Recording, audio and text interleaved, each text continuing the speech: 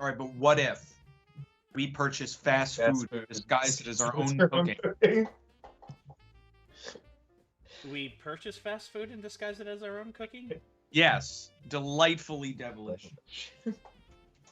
I suppose that's, I guess. All right, let's get back to the topic at hand. The topic at hand, all right, is M&Ms. Yes. What is your favorite M&Ms? Because I used to say that peanut butter was mine. Mm-hmm. This is a round circle conversation. Let's start with Antonio. I'm start with me. Okay, so. All right, we can start with Steve. Fuck you. All right, but fine. If you do it, fine. Just like the universe started with me. Mine's honestly a toss-up between the peanut butter ones and the pretzel ones. Pretzel ones are very good. I love like the sweet salty combination, you know. So the pretzel ones are really good, but there's something about the peanut butter M&Ms that are just like, it's like Reese's Pieces, but somehow better, you know? Because they're bigger. That's probably it, yeah. But they're just so good and creamy, and I love them. But yeah, either that or the pretzel ones I like a lot. I would say it's a toss-up between the peanut butter ones or the coffee nut one is really good too. Well, I haven't had those. What the hell is that? It's essentially, imagine an M&M that also tastes like has like the chocolate, but also tastes like coffee.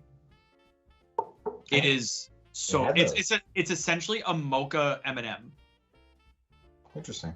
It is really good and actually kind of, I don't know if it's just like placebo or anything like that, but it actually like gives you like a caffeine buzz. I don't know if that's like accurate or anything.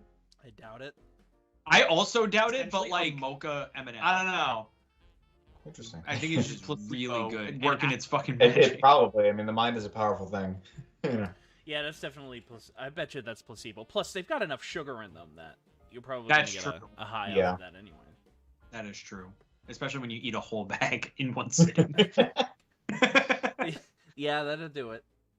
I don't know. I think I'm a big sucker for peanut butter. Used to be my favorite, but ever since I had the caramel ones, I think I've turned into a simp for those. Those are really good. Yeah, those are really good. Yeah, I think I've turned into a simp for them. Those are my number 3. Yeah, I forgot about those. Those are really good. I'm also a simp for mint chocolate. I know that apparently that's a sin in some communities, I guess, but I like my mint chocolate. Antonio's disappointed. How dare I have nothing against mint chocolate. I just You're wrong. Particularly like it. Even just saying I don't have anything against it. It's just, you're wrong. You can't even slightly disagree. You can't even respect the other's opinion. No. How dare. I have nothing against mint chocolate. I just You're wrong. I don't know. I'm just not a fan of mint flavor in general. You're really wrong. But like, no, I mean, I get why people enjoy it. I just don't. Well, you're talking to the guy whose his favorite candy of all time is Canadian mints. Those Canada mints, specifically the wintergreen ones that I just sip over. And that I'm dying to get my hands on because ever since the Canadian border was shut down, they've become like a hot commodity. Oh yeah. Damn. Yeah, that AAL episode is non-fiction. It's now non-fiction. Yeah. But I gotta say those fucking the caramel ones totally caught me off guard with how much I like them because I am not a fan of caramel. Oh, I love caramel. I'm not a fan of caramel. I am a simp for caramel. Yeah, I love how we all have taken to using the word simp as something that like we just desperately want to have. I just love how that's. I mean, it's just like how a simp just desperately wants that puss. Yep. But isn't the whole thing with a simp though is that they desperately want the pussy, but they can't get it? Yes. Yeah. But I can get caramel M&Ms. I could just Can literally you? go to the Wait, Target down the street wait, at the Broadway but- Mall. But here's the thing. Can you do that right now? Okay.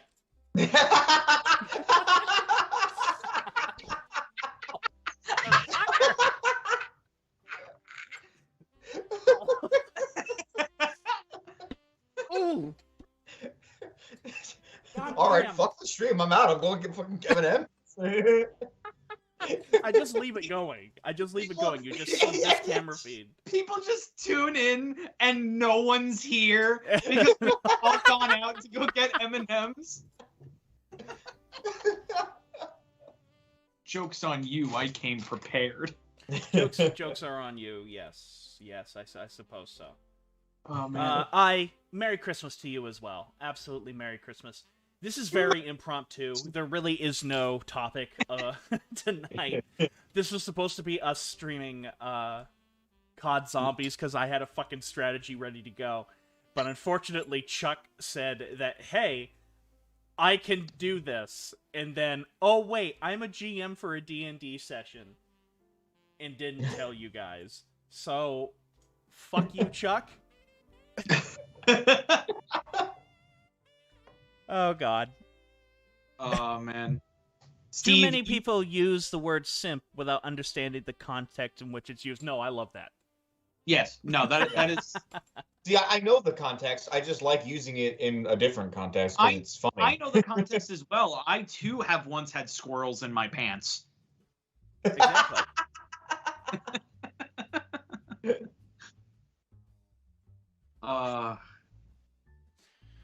So hopefully everything is now off to a somewhat decent track. I think the audio issues have been fixed, judging by the comments, and nobody is saying anything about it. Well, granted, you guys don't say any fucking thing anyway, so I guess that's fine. But I think everything's are off to a good track. Once again, I'm going to say Merry Christmas, everybody. I am joined by Steve. Steve, say hello, sir. Hello, I am Steve. That's me. And Antonio, if you could say hello. Hello, my name is Antonio. I am a national tragedy. I thought you were gonna say treasure, and then I liked what you did say though better. Because it's more accurate. Yeah. A national tragedy. I would say that you rank up there with the Kentucky tornadoes that happened the other day. Yeah. I think you rank up there. Yeah, that was crazy. That was insane. Nuts. Bro. You never got into D&D. Jesus Christ, you're missing out on a lot. Yeah. Oh yeah, it's so good. It is. Even if I played a very diet version of it. Oh, it's just so much fun. I just love the role playing aspects of it, which I think sheds a lot of light into what my sex life is like. But I think the I just saw Antonio's eyes go wide. Whoa. You should know you're a part of it. I just blink. I'm in your bedroom, chained up. How did I get here? I still love the idea of this movie that we had a while back. And this was a while back, so I don't know if you guys remember it or not. Or Antonio, if you remember it or not. But the idea was that it was a oneer, and it's going from upstairs to downstairs. And it's these people having a conversation. And the conversation is, I have never seen The Godfather full through, and I didn't like what I saw. And the conversation is, everybody else is like, what the fuck? You never saw The Godfather? But the thing is, it never deviates from this conversation, but in the background, you see like this woman who is like chained up, clearly being tortured. And just ready to, screaming for help, but we're having a conversation about how you never saw The Godfather. And the woman's just never addressed. And she's never addressed. She's never brought up. She is like there's a third party in there, and and he's doing the torturing on her, but never once does he say a line about her. Like we turn to the guy and we say, "Do you believe this? Do you believe Antonio? What?" And he's like in the middle of like electrocuting her or some shit. He goes, "What?" And I just have like the jumper cables like in my hand, like yeah. And then I go like, "He hasn't seen The Godfather." And then the guy with the jumper cables goes, "You've never seen the fucking Godfather?" How can you never? It's a great movie. It's one of the best movies of all time. How it is literally a fucking like a guide onto how to make a movie. How have you never seen The Godfather? I've never seen The Godfather. Oh my god. Never seen it. He's right back to this. The issue why I think we never made it was actually because we couldn't think of an ending. Yeah. Like, how the fuck does this thing end? And that. Like the girl maybe like dies and then like they just carry her out of there and then like the conversation's over because work's done. I don't know. Because yeah, exactly. I don't know. I like to think that like you're like, you know what? No, let's go watch The Godfather right now, and you leave and you just leave her there chained up. Yeah, I'm okay with that. We leave her to go get changed. I don't want to go see The Godfather. Well, you're gonna go see The Godfather. No. It's not that you don't want to see The Godfather. It's that you need to see The Godfather. You need to see The Godfather. Now, the thing that I think was very key to the whole thing was that like they had to have really thick Brooklyn accents.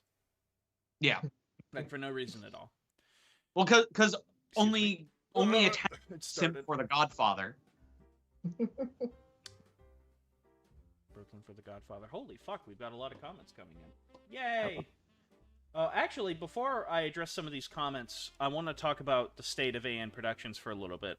It's heavily intoxicated right now. No, the state of AN Productions, it looks like I've turned it into nothing but like a War of Rights channel. That's not true. I'm waiting for January. I'm going to start getting back into it in January. I'm going to start doing more of these live streams and stuff like that. I just needed a break. I needed a really big break. So, again, this is very impromptu, but let me address some of these fucking comments that are now starting to flood in. Shaw _Stan, aka a virus. Hi.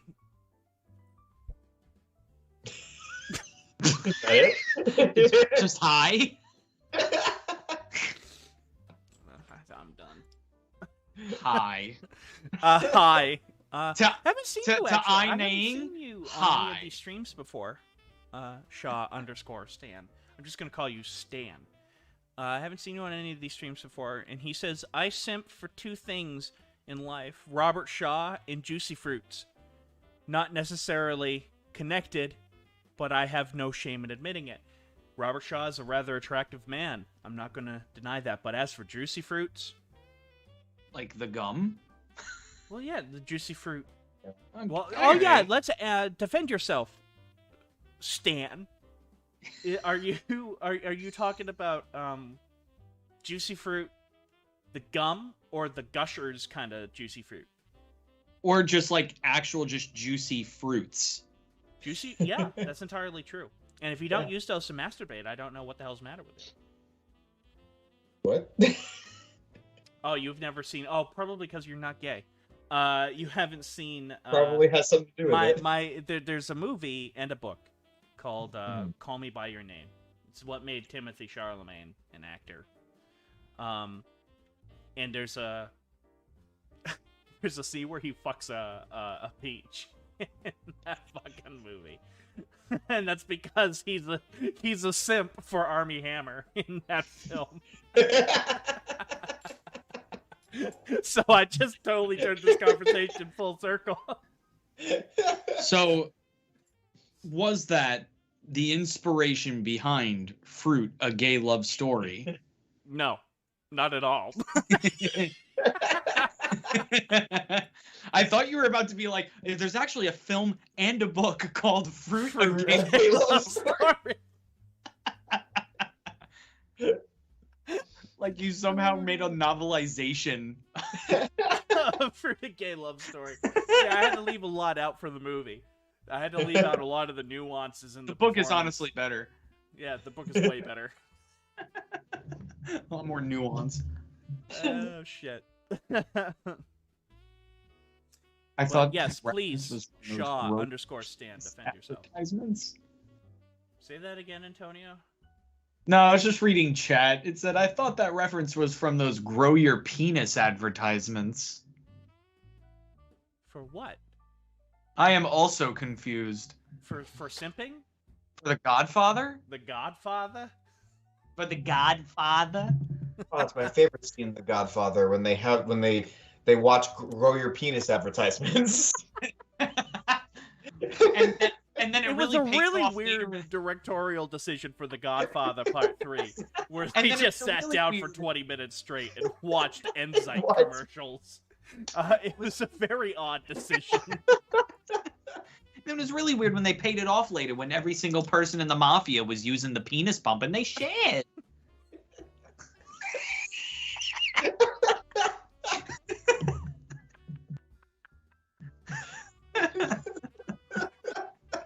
They shared the penis pump. It was a real bonding moment, honestly. Oh shit, I am drunk already. This is not... I don't need to be drunk to be an idiot.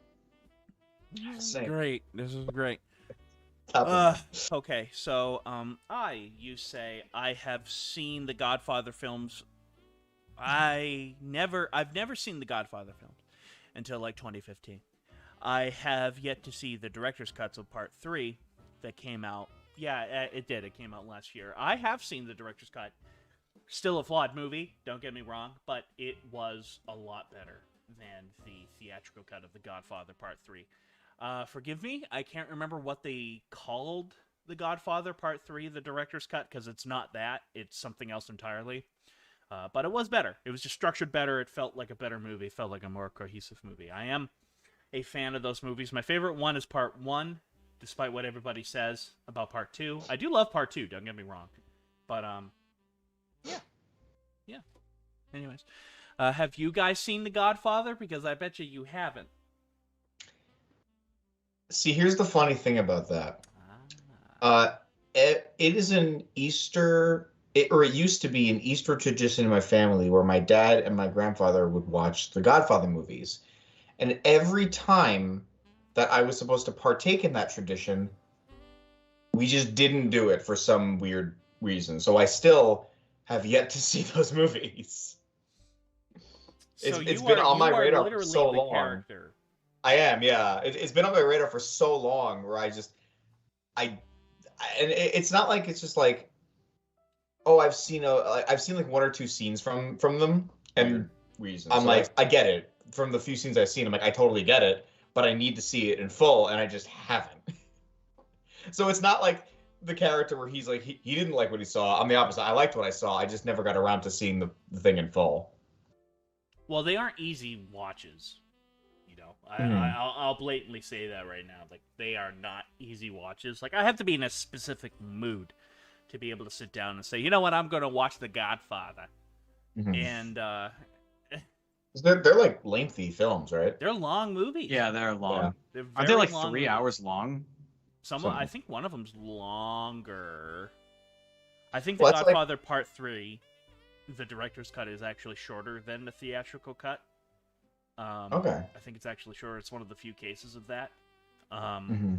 But I did see it because I was curious about it. Because I've never been one of those people that was like hated on The Godfather Part 3. I watched it as a movie and I was like, no, it's not Part 1 and Part 2, but it was okay. Like I didn't absolutely detest it. And I thought the director's cut that came out, I think it literally came out last year, was, I think...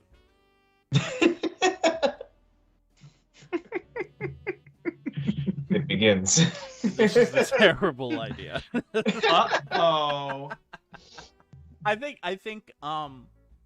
the director's cut to The Godfather Part 3 fixed several of the issues. I thought it, don't get me wrong, still a flawed movie, but a significant upgrade from that of the theatrical cut. But that's, oh no, instead of Part 3, it's Coda. Oh, okay. Okay. I remember seeing that, and I just didn't know what it was. Yes, that's what it was. Okay. Because I got confused by that too. Thanks for clarifying. Yeah. So Stan, Shaw_Stan, you still haven't come to defend which version of Juicy Fruit you want. So I'm extremely let down with you, and you are dead to me.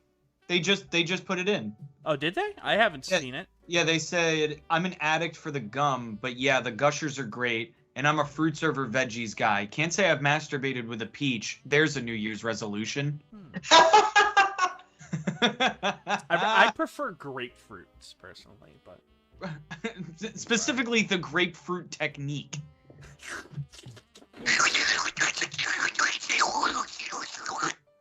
You can lose weight while sucking dick.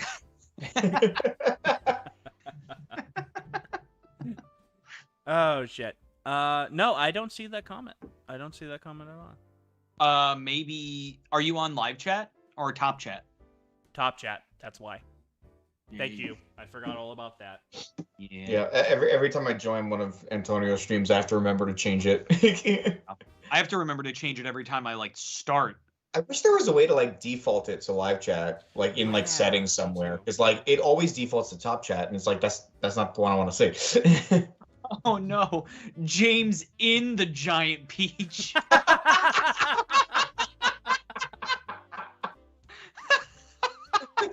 was good. That's pretty good.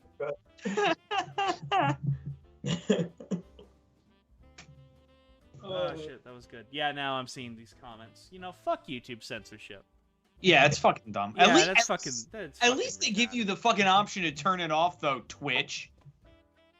Yeah. Oh, so... No, that wasn't why you were having issues with Twitch, was it? Bottles? Antonio? That was one of the many reasons I was having issues with Twitch. Okay. What were the other ones? Okay, let's tell story time, everybody. All right. So my other ones are that, for one thing, believe it or not, the copyright claim system on Twitch is actually very much worse than YouTube. Because that's hard to top. Well, they did it because they don't even give you a chance to fucking appeal. They literally just say that you do, and then that's it. And then you are banned for a month. And a lot of times it's completely unwarranted. I remember there was a time where Herman Lee, the guitarist of Dragon Force, got banned on Twitch for playing his own songs. And they're like, "Oh, I heard about that. I thought that was He's YouTube. I wrote the fucking thing." I thought that was on YouTube, not.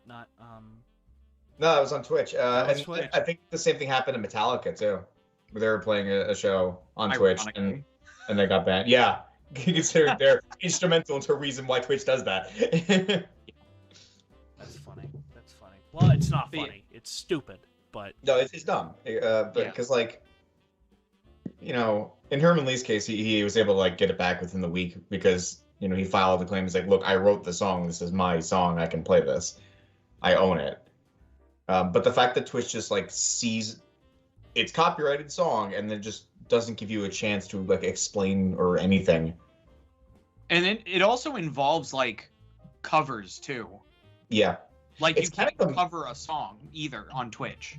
It's kind of a miracle that someone like Jason Paradise has never been banned on Twitch when he exclusively on Twitch plays Guitar Hero and mods and songs, and these are actual copyrighted songs that he plays all the time, and it's honestly surprising that he's never gotten banned. Who knows? Now, go on. Say that again, Antonio. No, I was gonna say, but now YouTube is kind of hitting the same boat with a couple YouTubers. One that's currently fighting a lot of bullshit is he's one of my favorite YouTubers. His name Totally Not Mark. Oh yeah. Yeah, I actually know this channel. Yep. Yeah, he got hit with 150 copyright strikes in one day.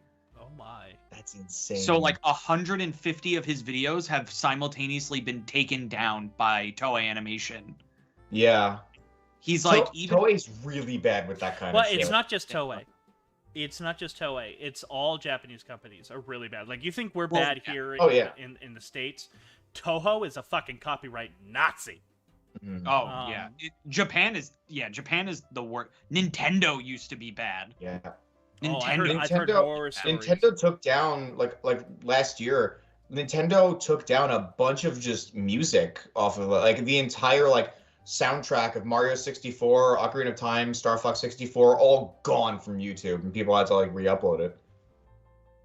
And it sucks because like that's the only way you can listen to these games soundtracks because Nintendo refuses to release them. Yeah. I'm going to say this, and I was actually talking about this a long time before they actually started doing this. I love the fact that now musicians in particular have now started uploading their songs to YouTube and just putting an ad in the front of them. And I know that's kind of a pain in the butt. You know, I know that's kind of the deal with the ad before the song. But I've always said that this is a huge market that you could be making money off of.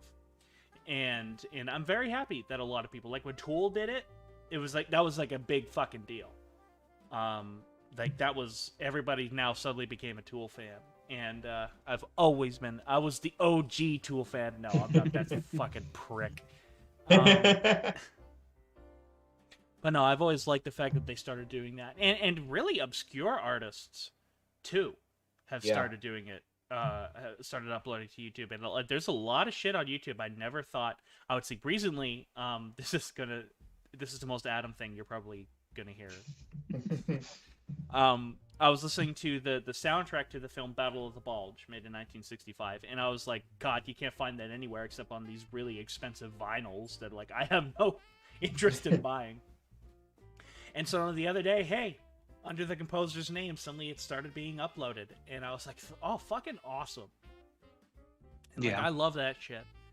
And so I don't understand why Nintendo doesn't do something like that. Yeah, especially not even some Nintendo, even just like the composers themselves, like Koji Kondo or oh my gosh, I'm blanking. The guy who does Fire Emblem. I forget. But like, I don't, because they own the rights to those songs, so it's like, why don't they just upload them themselves? Unless they're under some like contract with Nintendo where they can't, which is stupid. Well, like, why can't Nintendo just upload them either? That's like, what I'm exactly. saying. Like, Yeah. And Nintendo would have the overall hold of the copyright. They should get on board with this. Yeah. And it's like an entire, and I don't understand it. It's like, it's an entire untapped market you're going after here. I'm like, you're only going to be making more money off of this, Nintendo. This is a win-win situation for you. And you know what company currently does that exact thing that you just said? Sega. Yeah. Oh, Sega? Every time like a new Sonic game is coming out, they post like a bunch of like previews of the songs that are going to be in the game before they come out. Granted, it's not the full song. It's just a teaser of it. Once the game is out, they do release the full song. Exactly. See, admittedly, I wouldn't know too much about that, because I don't play those games. I just never have. Right. But I do know of other scores and companies that just like won't fucking release the soundtrack of a movie, and I'll be like, why? I'm not sure if you know about the controversy with the Dragon Quest composer. No. Where do tell. I love story time.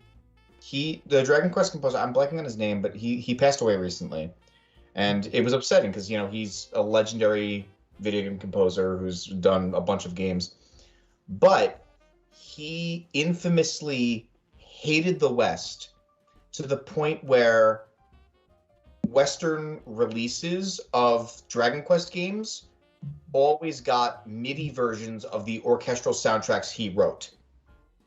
So, the biggest example of this is if you watch the reveal trailer for Hero in Super Smash Bros., the music that plays is an orchestral version of Adventure from Dragon Quest III, but in the actual US version of Super Smash Bros., Adventure, that same song, is not the orchestral version, it's all MIDI. Because he's like, no, they don't get it. Well, that's a very Japanese thing. And I'm going to say this. This actually brings up a very good conversation. I'm glad I'm doing this while I'm slightly tipsy. There is a major mentality in Japan, and I want to say this right now. It's wrong, but they see it as correct. That says that it's too Japanese. And I'm not saying this is what this composer has done, but it reminded me of this. That it's too Japanese, Western audiences simply won't get it. That's a stupid mentality to have. Yeah. A lot of Japanese filmmakers, particularly filmmakers, have that. My favorite director of all time, Ishiro Honda, the guy who directed so many Godzilla films, he had that mentality. The guy who directed the original version of Ring had that mentality.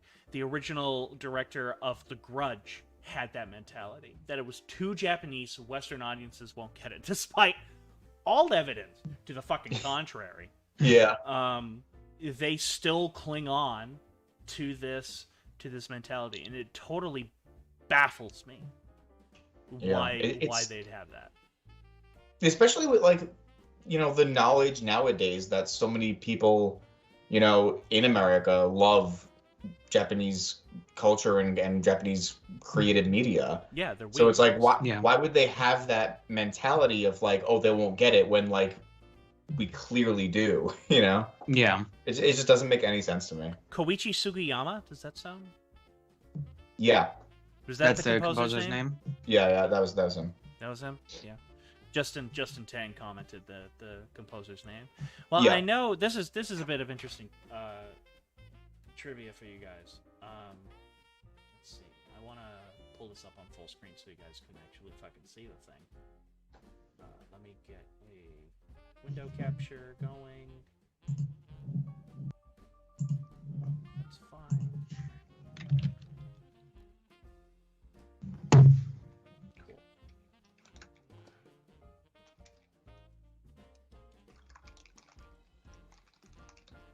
I'm going to talk about the composer to Godzilla vs. Biollante for a second, because this is the closest thing that I have sort of like a reference point onto here.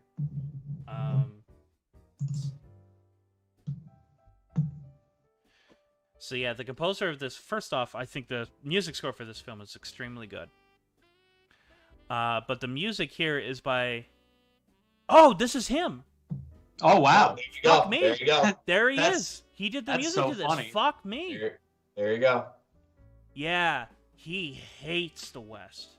Yeah. And yeah, he adamantly Yep. outside music such as the denial of Japanese war crimes in promotion of Japanese nationalism. Mhm. Like the first off, the thing about Japanese nationalism doesn't bother me, but the fact that he is a huge denier of Japanese war crimes, that has never sat well with me at all. Shit, I didn't realize that was him. I didn't either. I didn't realize that it was the same composer. Shit. Who knew that Godzilla had a same composer as Dragon Well, Ball? that was just it. Yeah. I knew he had composed something, but I thought it was Dragon Ball Z for some reason. But I knew he had composed... Dragon Quest and Dragon Ball Z do have a lot of similarities, mainly because the art is done by the same guy for both. It's Akira Toriyama. I might have read that somewhere, and that's where the confusion came in. But yeah, fucking A, dude. Like, this guy's a fucking asshole. Oh, yeah. Is the composer of Dragon Ball Z? I only know the American one.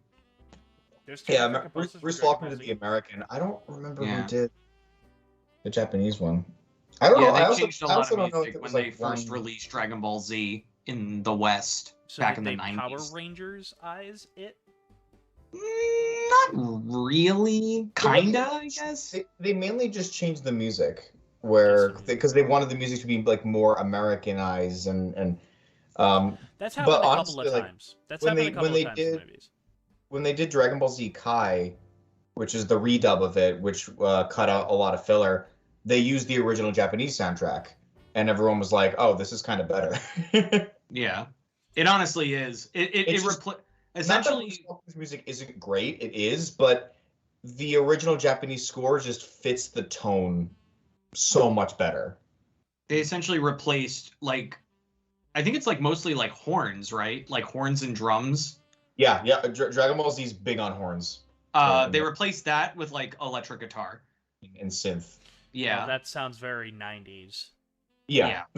So that sounds like something we would do in the 90s. So yeah, that doesn't so much surprise me that much. That was still back in the day where America was trying to like Americanize anime still a little bit. Well, Well, interesting. in the Interesting. Dragon Ball That Z happened to the cartoon- Godzilla franchise very much as well, particularly in the 60s.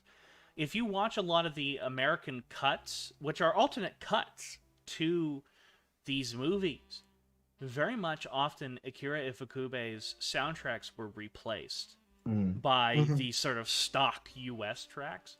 And I think a part of it was because they thought the soundtrack sounded a little too Japanese. Because if you notice a motif within a lot of these films, the music that would often be replaced in the US cuts of these Godzilla films is the military marches. Because Ifukube was known for doing these classic military marches that they still use to this day. And those would be the ones to be replaced. Particularly the US producer Henry G. Saperstein, who's responsible for bringing a shit ton of these Godzilla movies, War of the Gargantuas, Frankenstein Conquers the World, all these cult classics of tokusatsu, over to the United States. He partially produced them, you know, and I'm extremely grateful for that. But if you watch his version of War of the Gargantuas, it removes a shit ton of Ifukube's score because he didn't like it. He said he thought it sounded too Japanese, and I'm like, I disagree. I think the Ifukube's music fit ridiculously more than the stock music, the stock library music that they used in that. The only exception to this rule that I can think of is in the U.S. cut of Ghidra, the three-headed monster. I thought the Americans' decision to add in tracks to underscore certain scenes that in the Japanese version had no music at all, I thought benefited the pace of the movie a bit. It added tension to scenes that otherwise didn't really have tension. Right, because that's not really like a change. It's more so just adding more to it. Yeah. But it's really sad because those U.S. cuts, I think, are just as important as the Japanese cuts. And I'm not saying that they're better or worse. That's not me saying that here.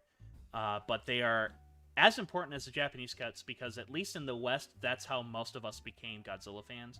Like, I guarantee you, if you've seen Ghidra the Three-Headed Monster, you have not seen the original Japanese cut to that movie. You've seen the altered United States cut to that movie. Yeah. And that's why I defend them tooth and claw. I do. Like, I'm like, the fact that, because Toho wants to erase those cuts. Toho doesn't want those cuts to be released at all. So, the closest thing we've gotten to them are really well done fan edits. Restoring, you know, using like Toho's restored footage and then re-editing the movie to the American cut of the film. Like the most impressive one that I've seen is Ghidra the Three-Headed Monster. Ghidra the Three-Headed Monster's US cut restoration is phenomenally well done. And the amount of resources that the people who put it together and the research that they did putting it together is really fascinating to read about. It's super fascinating. It's always so cool to see like a bunch of fans come together to like create something that was like, or like recreates a piece of lost media. You know, yeah, I always thought I think that's so really interesting. Cool. I've always found that really cool, and I love how their mentality going into this was not, no, we're going to, the U.S. cut was superior, and they never had that mentality. They say almost right from the get-go that we wanted to do this just to preserve this cut of the movie. We are recreating this cut, warts and all. Like, there are genuine issues with the U.S. cut, but they kept all those issues in, and I'm like, but like, it still matters because it still happened. You can't. It still happened. You Yeah. can't erase history, you know. And I'm like, Ghidra the Three-Headed Monster. I've done I've fucking done a 2-part video on this, for Christ's sakes. The Ghidra the Three-Headed Monster, the U.S. cut, I think is superior to that is one of the few American versions that I think is superior to the Japanese cut. I just think it's paced better, it's structured better, because that's an example of they didn't just like replace the music. They rearranged a few scenes, they cut a couple of scenes out, and they just made it a tighter movie. That flows better. Justin Tang, if I can pull up the chat screen really quick. Let's see. Justin, he says, I believe Rodan was the first one where the English version included Ifukube's music. Yes. No, you're wrong. The Godzilla King of the Monsters had no stock music. They loved the movie so much that that Americanized version of the movie kept all of Ifukube's score. And they didn't add any stock music at all. They didn't even westernize the music at all. They liked Ifukube's score so much they left it all in. So Rodan was the first one where the English version included Ifukube's music. That is not true, though not all the segments. Yeah, the English cut to Rodan is also great, particularly the attack sequence, because they made the decision of removing Ifukube's music or any music at all during that sequence. But yeah, the English version has a couple of scenes where I think the US they added music to fit what was happening on screen a little bit more, because Ifukube had this bad, I don't know, saying it's a bad habit, it's not. Ifukube didn't write scores to fit what was happening on screen. He wrote scores to underscore them, to set a mood. And that's what he did. Often because he just didn't have time to frickin' write. Because he was doing 6-7 movies a year. Right. And he had like 3 days to make a score for a movie. An hour-and-a-half movie. So he just didn't have time. But what the American version of Rodan did, particularly when you see Rodan hatch from the egg, is it added music that kind of fit the sequence. Like when Rodan hatches, suddenly there's like a quick blare of horns, and then Rodan roars. Well, in the Japanese version, there's no music to underscore that sequence. It's just the sound of the ambience and stuff like that. And that's just an example. Shaw _Stan. Let's see. The eerie little piano track that comes in during Rodan's appearance in Ghidra the Three-Headed Monsters US cut sticks with me. I agree with you. That was one of the tracks that I really liked in the US cut. And I'll always love the Creature from the Black Lagoon music appearing in King Kong vs. Godzilla. Yeah, me too. Oh yeah. Because that's actually a really good example for you guys. That is a great example of where the US version of that movie, they hated Ifukube's score. Fucking hated it. And so they completely removed it and inserted universal stock music from their horror movies. For good and for bad. Personally, I think it fits the tone of the movie a little bit more. It adds a cheesy element to it, because if you listen to Ifukube's score for King Kong vs. Godzilla, it's unbelievably dark. And I'm like, this is like a comedy. So I have mixed feelings about that, but I'm glad you brought that up, Shaw _Stan. There. How did I guess that this live stream would turn to Godzilla? It's an AN production stream. It wouldn't be that without Godzilla. No, it really wouldn't. That's just par for the course. This is par for the course. But Merry Christmas, everybody! Merry Christmas again. Yes. This is the Merry Christmas live stream, or the Christmas live stream.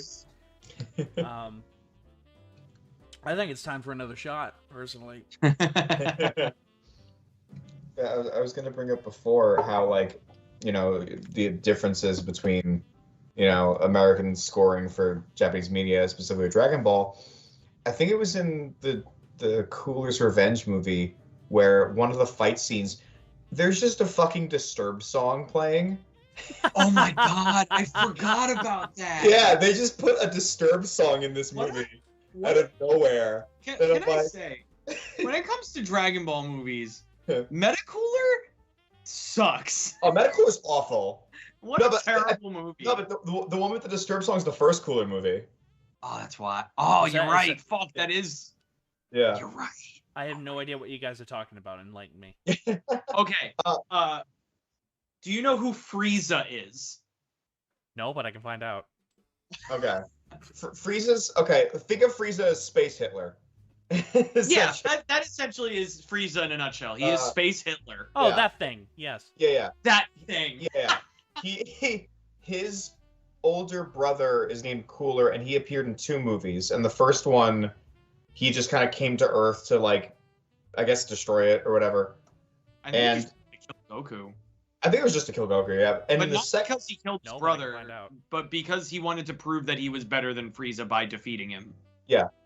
And the second Cooler movie, it's one of the most stupid and convoluted plots where Cooler's like a robot now, and he has a bunch of robot clones of himself, and he has this big robotic star that's attached to this planet and draining its life, and I'm just like, this is dumb. This is really dumb. Brandon says hi, everybody. Hi, Brandon. I just want to say I won Gay of the Year, not you.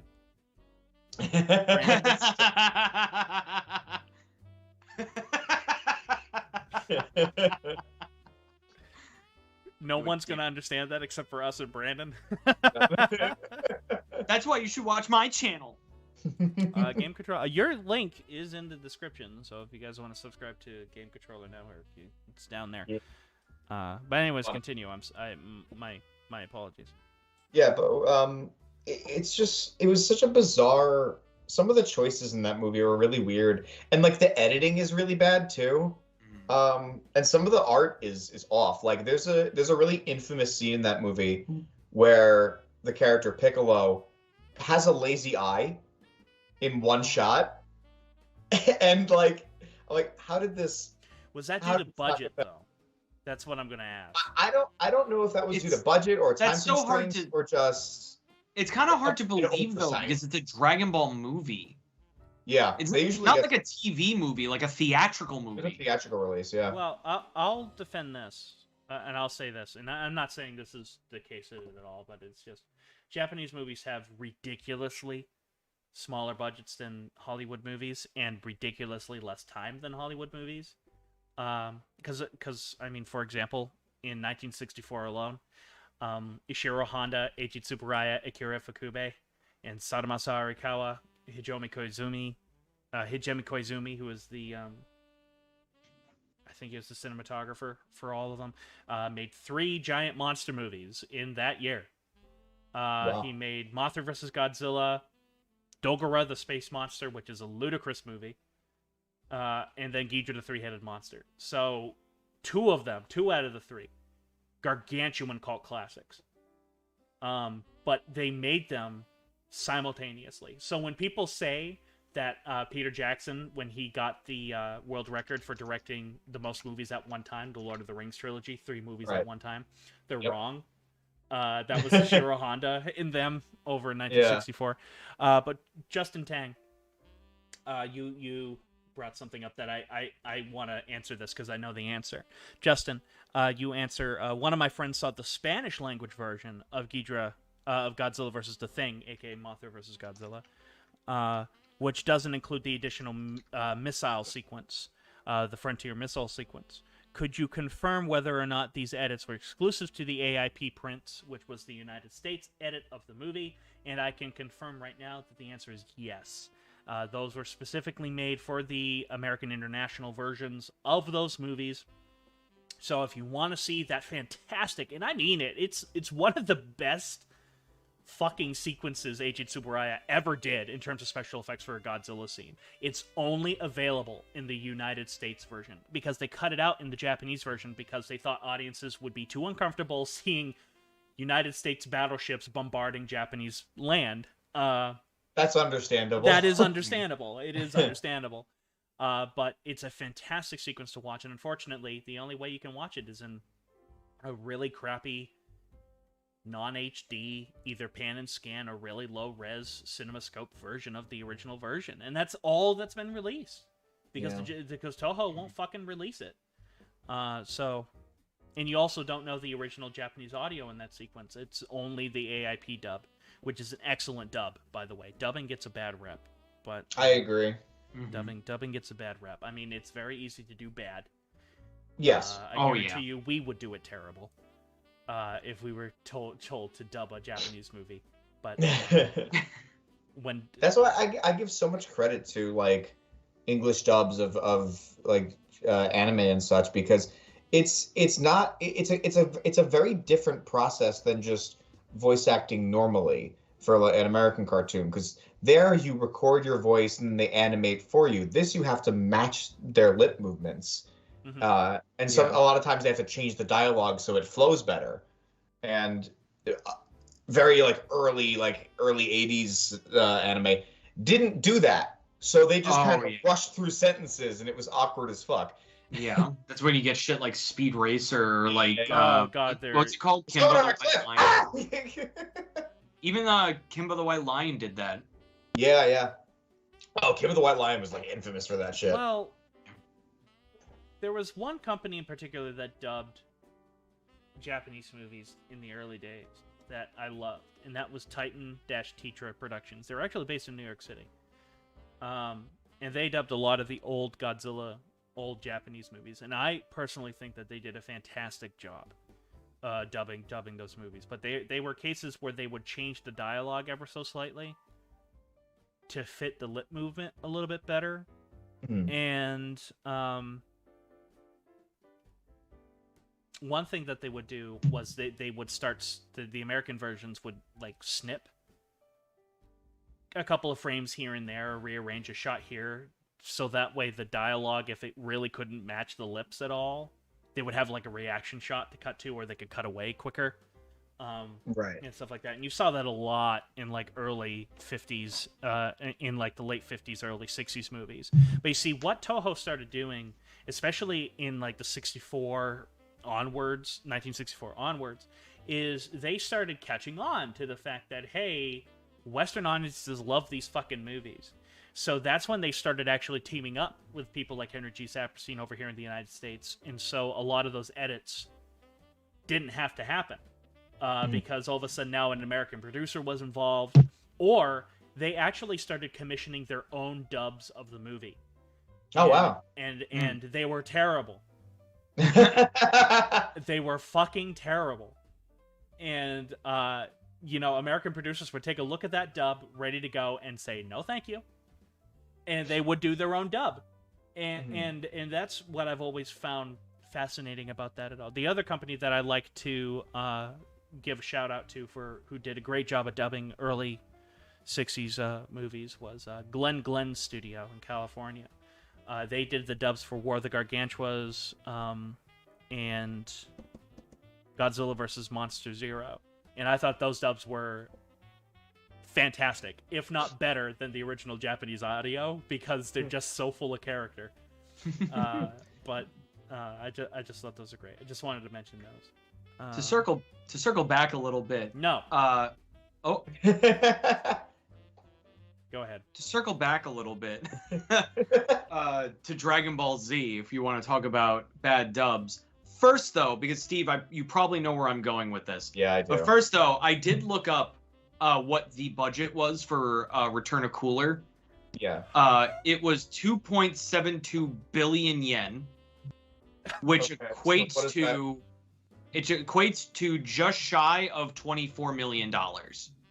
Yeah, 24. Okay, so $24 million. And when was that made? A lazy eye. It was made in. When was this film? That was early 2000s, wasn't it? No, it was 1992. Okay. Okay, that makes some sense. I mean, Justin, you say that you actually prefer the octopus ending to Frankenstein versus Baragon. You're fucking wrong. I gotta tell you, you guys are gonna fucking get a kick out of this story. So, Frankenstein Conquers the World was made in a partnership between Henry G. Saperstein, who I'd mentioned earlier, and Toho. Henry G. Saperstein actually put some money into it, and that's why we have a Western actor, Nick Adams. He was in that film. And he loved the Kong versus Octopus sequence from King Kong versus Godzilla and said, I want that again. And this was said after Toho had shot everything. Oh. And so they got the crew all back together and said, all right, you want your octopus ending? We'll get you your octopus ending. And so Frankenstein kills Baragon, right, in this epic scene, and it's really wonderfully shot. Out of fucking nowhere, a giant octopus arrives. Out of fucking nowhere, this giant octopus, a really well animated or puppeteered octopus comes out of nowhere, which makes no sense at all, because this final battle sequence takes place in the middle of the mountains in Japan, not by the ocean. So how the fuck did an octopus travel all the way from the ocean up to these mountains where this battle took place? Regardless of that fucking logic, this octopus just comes out of nowhere and kills Frankenstein. It drags him into the water, and you're like, what the fuck was that? What the fuck just happened? Strange how that's the weirdest thing in a movie where Baragon and Frankenstein fight. It's a weird fucking movie. Frankenstein Conquers the World is a weird-ass fucking movie. Really weird, but delightfully insane. Don't get me wrong. But anyways, so they shoot this, add it to the film, and send it to Henry G. Saperstein, who takes a look at that ending and goes, "Oh my." Decides to go with the original ending of the movie, because that is so ludicrous in a movie about a giant Frankenstein fighting a giant lizard that pukes fire. And that's the ludicrous part. That's the ludicrous thing in the movie. So to make it even more confusing, right? In the 80s, when that movie got premiered on TV, Toho accidentally gave the TV studio the version with the octopus ending. And so people are like, I could just picture it, like fat little Japanese kids watching TV, seeing Frankenstein Conquers the World, and suddenly this fucking octopus comes out of nowhere. And they're like, what the fuck is that? That's how the movie ends? That's how the fucking movie ends? So Frankenstein was fighting Baragon and everything was going well until this fucking octopus just... This fucking octopus comes out of nowhere. And I wish I could express how random the scene is, but I can't. Because this octopus literally just, like, comes out of fucking nowhere. Is it like one of those scenarios where it's like, it's the fight scene between, Frankenstein and Baragon, then it ends, and then it just hard cuts to this fucking octopus? Yes.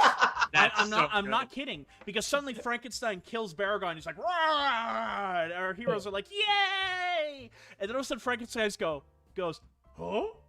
And then all of a sudden this octopus starts climbing out from behind him. And I'm like, what the fuck? And I think I had the same reaction as Frankenstein in that sequence. Like, what the fuck is this? Hold on. I have the same opinion as Shaw Stan right now. A random giant fucking octopus is the best Deus Ex Machina. I love it. The out-of-print DVD from Tokyo Shock of Frankenstein Conquers the World has the 3 different cuts of the movies on there. It has the original Japanese cut, aka Shiro Honda's version of the movie, with the proper ending, which is also random, by the way. Because the actual ending that we get in the movie is not much better. Suddenly there's a random earthquake, and it swallows them both alive. And that's the end of the movie. Like, yeah, Frankenstein won, but then all of a sudden there's an earthquake. And then they die. That is insane, Oh, but I Christ. still think it's less insane than a giant octopus. A giant octopus that comes out of nowhere. But that Tokyo Shock DVD, I love it, just because it has the original Japanese version, then it has that, they call it the international version, but it's the extended version, and the only difference between that and the Japanese version is it has that octopus ending in it. And then there's the US cut, which the US cut is a little different. In the US cut, Frankenstein's a little more violent than in the Japanese version. But it's basically the same movie. But I just like that it had the 3 different versions of it. But yes, Shaw Stan, I agree with you. That is the best Deus Ex Machina I can possibly think of. But Henry G. Saperstein, there is a happy ending to all this. Henry G. Saperstein did get his octopus sequence in War of the Gargantuas, because the opening of that movie has a boat get attacked by this giant octopus, and then the octopus gets attacked by the green gargantua Gyra, and it's a phenomenal sequence. It's really good. It's really eerie. It's creepy. It's wonderfully lit. The puppeteering of the octopus is fantastic. It's a great sequence. But unlike in Frankenstein Conquers the World, where that makes no sense at all. Anyways, I just think that's a fucking hysterical story. That and I wanted to share it. That is very similar to a film concept that I wanted to make really bad, where it was like, the rough concept is that it's a serious movie. It's like a drama, like between this couple, and they're trying to get their relationship worked out. And then halfway through what would essentially be this movie, the original idea is that a fucking nuke goes off. And then it just becomes an entirely different movie. An entirely different movie. I love this idea. Let's make it. But now, I want it to be a giant fucking octopus that just fucking wreak havoc on the city. And now it's a different movie. I just wanted to share that. Shaw Stan, you brought up a good point. I like to think that another ending would have had the octopus show up and get revenge on Agent Tsuburaya, the special effects director, for eating one of his relatives in King Kong vs. Godzilla. That's a story. Oh. So they shoot... The thing with King Kong vs. Godzilla is that it was a mixture of a real octopus and a puppet. And it's actually really well done. Admittedly, I think it's a really well done scene. But evidently, after shooting the scene with the octopus, Agent Tsuburaya said, I'm hungry. They killed the fucking octopus and then ate it for dinner. Oh my god. So after shooting all of these sequences with the giant octopus in King Kong vs. Godzilla, they ate it. All right. I guess that's frugal filmmaking. When you that praise calamari, you don't have to pay them if you eat them. Now that's frugal filmmaking. I'm surprised we haven't gone that far. How have we not eaten? Who is it appropriate to say that we could eat? Not Me? much. I just love it. Like the only option, me. Because I'm like, the only other real option is like Jenny, and I feel like that's kind of inappropriate to say. It's inappropriate to say that you're going to eat a woman, but if you say you're going to eat another man, it's fine. No, if it's okay to say that you're gonna eat a fucking gorilla man like me. You are the angry gorilla man. I do be the angry gorilla man. So they used a different of 4 octopus for filming one of them. One of them was eaten. Oh, because that makes it better. What did that one do? He was in the least amount of shots. He didn't pull his weight. Looked at Agent Tsuburaya the wrong way. Went. and he got eaten as a result. And then he just looked at him and went, "Yup, that's dinner. That's the dinner." one. That octopus be looking like a real snack. Well, that's I can't really complain about Agent Tsuburaya doing that, because if in the film Mysterious Island, which was a Ray Harryhausen movie, a stop motion animation film, they needed something to make the crab on that. So Ray Harryhausen just said, "Well, I like crab." Bought a crab, ate it, and then just used the shell for his stop motion armature for the thing. So I mean, Agent Tsuburaya is not the only one guilty of it. Fair. Whatever you gotta do for the film. Animals were harmed in the making of this film. Oh god.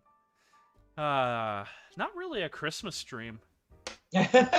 Just horrible death. There's only 2 constants in this world, my friends: death and taxes. Everything else is totally up in the air for debate. Oh my god.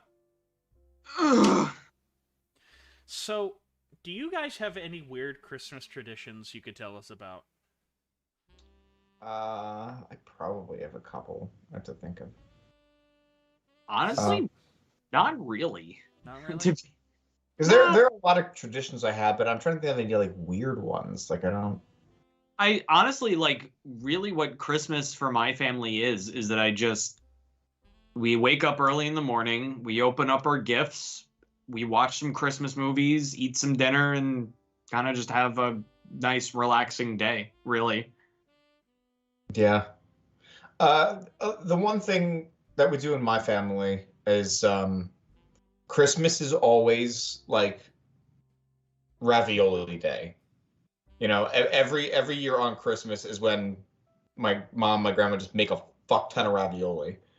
And I'm like, I'm not complaining because I love it, but it's like, it's just on Christmas. That is interesting because I would expect it to be like what my family does, where we just make a lot of lasagna. Yeah, I feel like lasagna. You both are so fucking Italian. Listen, man, I'm Italian on both sides. So am I. I Pure don't- bloods right here. The weirdest tradition we've had is some of us go out hunting, but nothing really crazy. We always have to watch A Christmas Story on TBS. Oh yeah, of course. Oh well, duh. Yeah.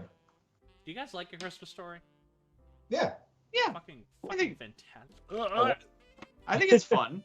Yeah, it's great. Literally, so for those who don't know, I recently got a job working for the Santa Claus at the mall. I Right. take pictures, I greet, I do whatever. And literally ever since I got that job, my dad will not stop being like, so is the Santa like, ho, ho, ho, you'll shoot your eye out, kid. And are the other elves just kind of like, come on, kid, the store's closing. You hold up the line. That's Yeah. Dodge Clousen. I think my favorite line in that entire movie is it's one of the scenes where they're getting bullied by Farkas and like Yeah. it just hard cuts to Randy laying in the snow and it's Randy laid there like a slug. It was his only It was defense. his only defense. One of the ones that So I didn't funny. catch on to until I grew up was after Ralph says fudge Mhm. He did and the not say dad fuck. sends him back into the car. The camera lingers on him for just a few extra seconds. And you can see the dad lose his shit. Just start like holding back laughter because he just heard his kids say fuck. Yeah.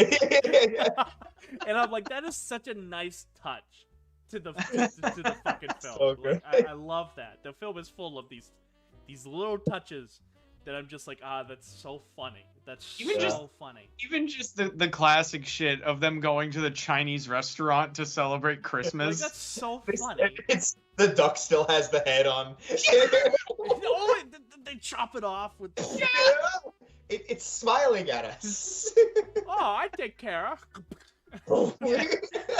Also, just the blatant, just deck the halls with fires of Hori, fa ra ra ra ra. Go catch it, bring food. It's a lot of fun. Oh, it's so much fun. Such a good movie. It is, and just because we stuck our tongues on fucking poles during winter.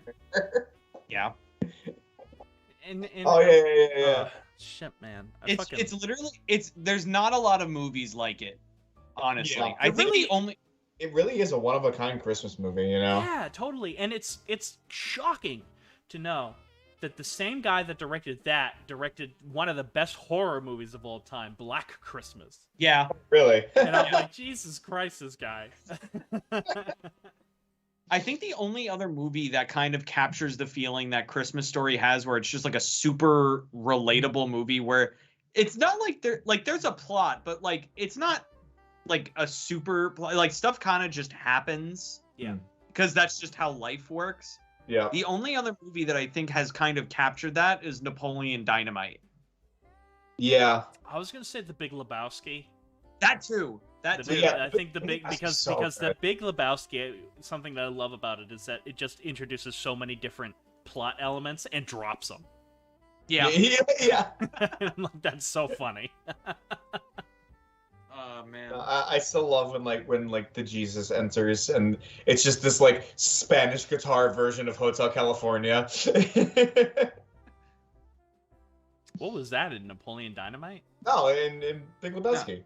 Oh, The Big Lebowski. Yeah. Oh, that Jesus. Yes, yeah. Oh, I was thinking Christmas Jesus. No. Was Jesus the pedophile in The Big Lebowski, or no? I don't. What a question. Yeah, right. I don't remember. I don't think so. Because there's a sex offender. There's a sex offender in it that's playing. Yeah. That's fucking playing. My brain just turned off as soon as I heard, was Jesus the pedophile?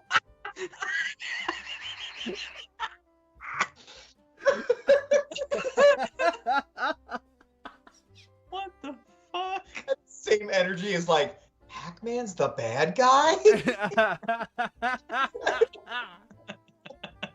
Oh, you want to talk about a shitty movie? It's that movie, Pixels. That was a shitty movie. What a letdown. What a letdown. I was thinking that was going to actually be a clever movie, and I was wrong. I guess my problem that I didn't super hate it is that I went into it expecting just the utmost of garbage, and you know what? It delivered. Yeah, that's true. But I was mad that I didn't hate it as much as I thought I was going to. I mean, it's awful, but I would not consider it Adam Sandler's worst movie. That prize goes to Jack and Jill. Oh, yeah. that's awful. Just a little anecdote. The director of photography for Jack and Jill also shot the original Halloween, The Thing. Oh, really? Fucking Jurassic Park. Oh my gosh. So I think Jack and Jill is the epitome of his career. Of course, Dunkachino. Don't mind if I do. A whole new blend. Say hello to my chocolate blend. There's this one video that somebody did where they did the same thing to that as they did for Turn Down for What, where they just took out the music and then just added in Foley sound effects for what was actually happening. Well, there's a great one of that, but it's Elvis, and he's just like, oh yeah, and you hear him like playing guitar, and you hear like the squeaking of his shoes on the ground, and it's so loud and obnoxious. They don't even have him like actually playing the guitar though. It's just kind of like it's so fucking funny. Literally every frame of John Goodman in Lebowski is peak comic gold. I completely agree. Yes, John Goodman is a national treasure. Yes. He really is. He really is. Fucking John Goodman. Fucking. He was the show. best part of 10 Cloverfield Lane. He was. That movie was good until the end. Yeah, it was good until the end. Yes, I agree. Oh man, John Goodman is the best fucking part of oh fuck, everything. Monsters Inc. Yes, yeah, he's so good in that. Ah, I finished it. Oh, I dribbled. I didn't mean to dribble. He's also the best part God. of Roseanne. Thank God I fucking finished this, because this was shit.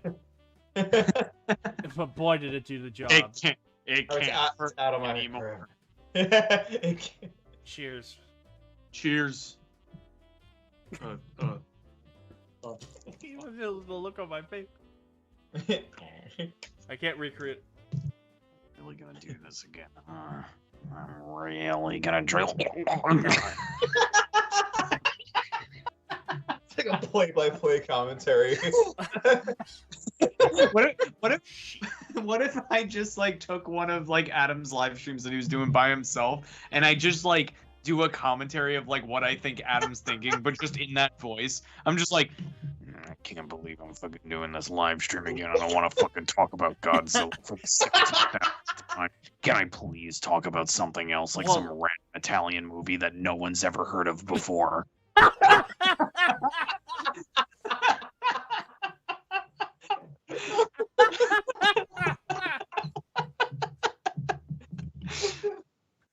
You would be correct, sir. My utter contempt for every single person who has subscribed to me.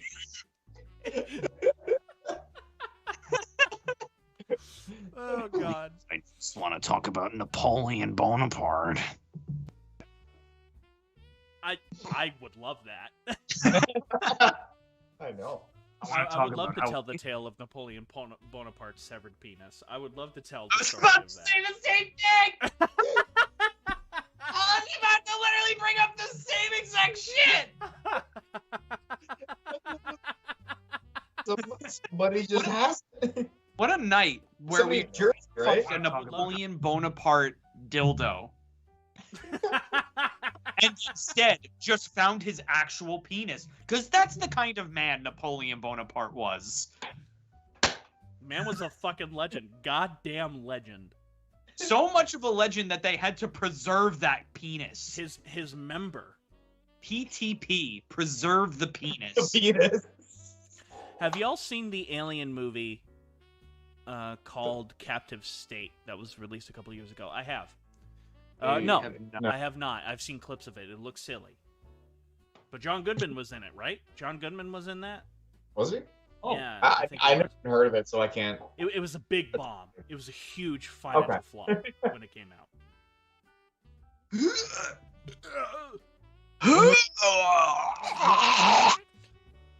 When you said, have any of you seen the Alien movie, my first thought was, Alien? Yes. Yes. I have not seen Alien. Do you prefer Alien or Aliens, Steve? I prefer Aliens because I am more into action than horror, and Aliens is much more of an action film. So you're in unsophisticated. In other words. No. I understand. It's still a masterpiece. I'm not saying it's not. Both of them are really, they're fucking fantastic. But yeah, I just prefer Aliens. Yeah, ultimately, which one do you prefer always comes down to taste. Yeah, exactly. I'm an Alien guy. I personally love the first one. I just love the simplicity of the first one. That's just. I'm also a fan of Alien 3. I actually don't hate it. No, I far from hate it. Particularly the comprehensive cut that was released. That fixed several of the problems with the theatrical cut. I really enjoyed that one. Very similar to the Godfather Part 3 conversation we had at the beginning of this stream. Right. This stream, where it fixed a lot of the problems. Still a really flawed movie, but a much better movie. Yeah. Jesus Christ, I got serious. We can't have that happen. I gotta drink more. Poopy! There, are we not serious anymore? I was gonna say, you just devolve into dill pickles.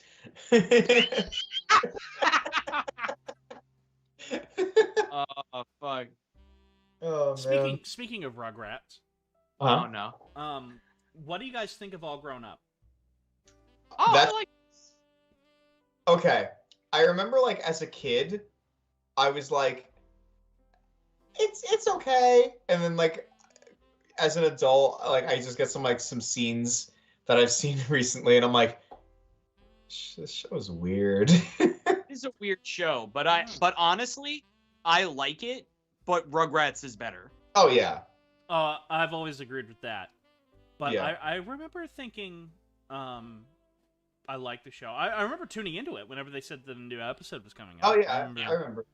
Even being the one scene from All Grown Up that will always stick with me, and I don't know why, but this scene is just always in my head, where it's an episode where Dill is just like inventing a bunch of little like knickknacks for everybody to use, and they're like making money off of it, and Tommy keeps pressuring him to make more stuff, and eventually it's just this one scene where Tommy's like, okay, what do you got? And without any dialogue, nothing, it's dead silence, Dill just points down, and the camera pans down to his feet, and he has pillows on his feet, and he just goes, Shillos.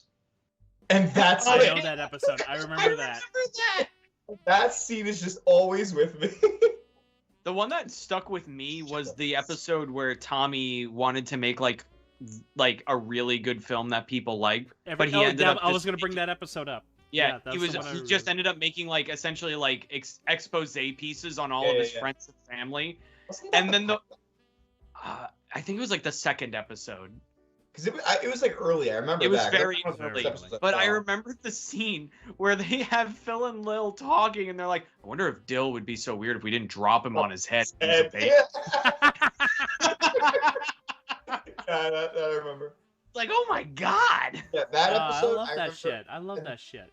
The one other episode I remember is when they went to a camp. Yes. And there was this kid who at the end turned out to be a ghost. Yes. Yes, that episode I have vivid memories of. That was their Halloween special, I think. I also I also remember in that episode, I don't remember what animal it was, but Angelica had like an animal was following Angelica around, and she ended up naming it like Stupid. Oh yeah. And then she actually ended up liking the thing, but the thing's name was already Stupid. Yeah. I don't remember if it was like a cat or if it was like a duck. I don't remember. It was a duck, if I remember correctly. It was a duck. Yeah. It was a duck because I think it hatched from an egg, and ducks Yeah. have that thing where the first thing that they see it is their mother. Yes. Yeah. And it saw her. Yeah. And she wound up growing attached to it. Now, I thought that was Rugrats. I didn't think that was all grown up. Yeah, that was all grown up. That was all grown That was all grown up? Okay. Yeah. Okay. Also, 'Cause watching Rugrats as an adult is such a new experience. Oh it yeah. totally is. It totally is. It's so funny. I love Rugrats. I just want to say that right too. now. I fucking love Rugrats, but man, do I have a hard time getting through those first few episodes. Oh yeah. It They starts are off tough. rough. Yeah. It's I mostly love I because think the one episode that I remember in particular was like Tommy gets lost in a baseball stadium. yes. That was one of the first episodes. I'm like, I hate this. Yeah. Well, because like the thing that they were trying to hammer home in like the first like season or so is that the parents are assholes Yeah. and they suck. But then they fixed that in like the later seasons of the show. because I like that. I like the idea that the parents aren't assholes and that they suck. No, they're just parents. They're flawed. Yeah. And they're trying to do their best. Yeah. And especially like- especially Dee Dee and Stu. And Stu. Yes. Who Stu's are- my favorite character. They're Yeah. super. So they're funny. really flawed, but they're good people. I love the Yes. one where they're like making a cake, and Oh yeah.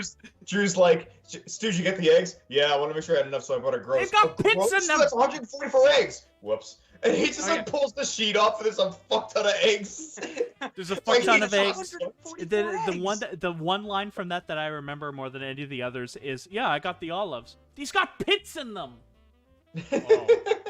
Oh. I don't know why I remember that so much. Wasn't that the super? Like it was a Thanksgiving episode. Yeah. And they're fucking watching all of the games, and they have like 8,000 TVs Yeah. in their Yeah. fucking room, and I'm like, this is great. I love this. I also love in the first it's actually in the first episode where I think the parents are at their worst, like when it comes to their temperament. The first episode is Tommy's first birthday.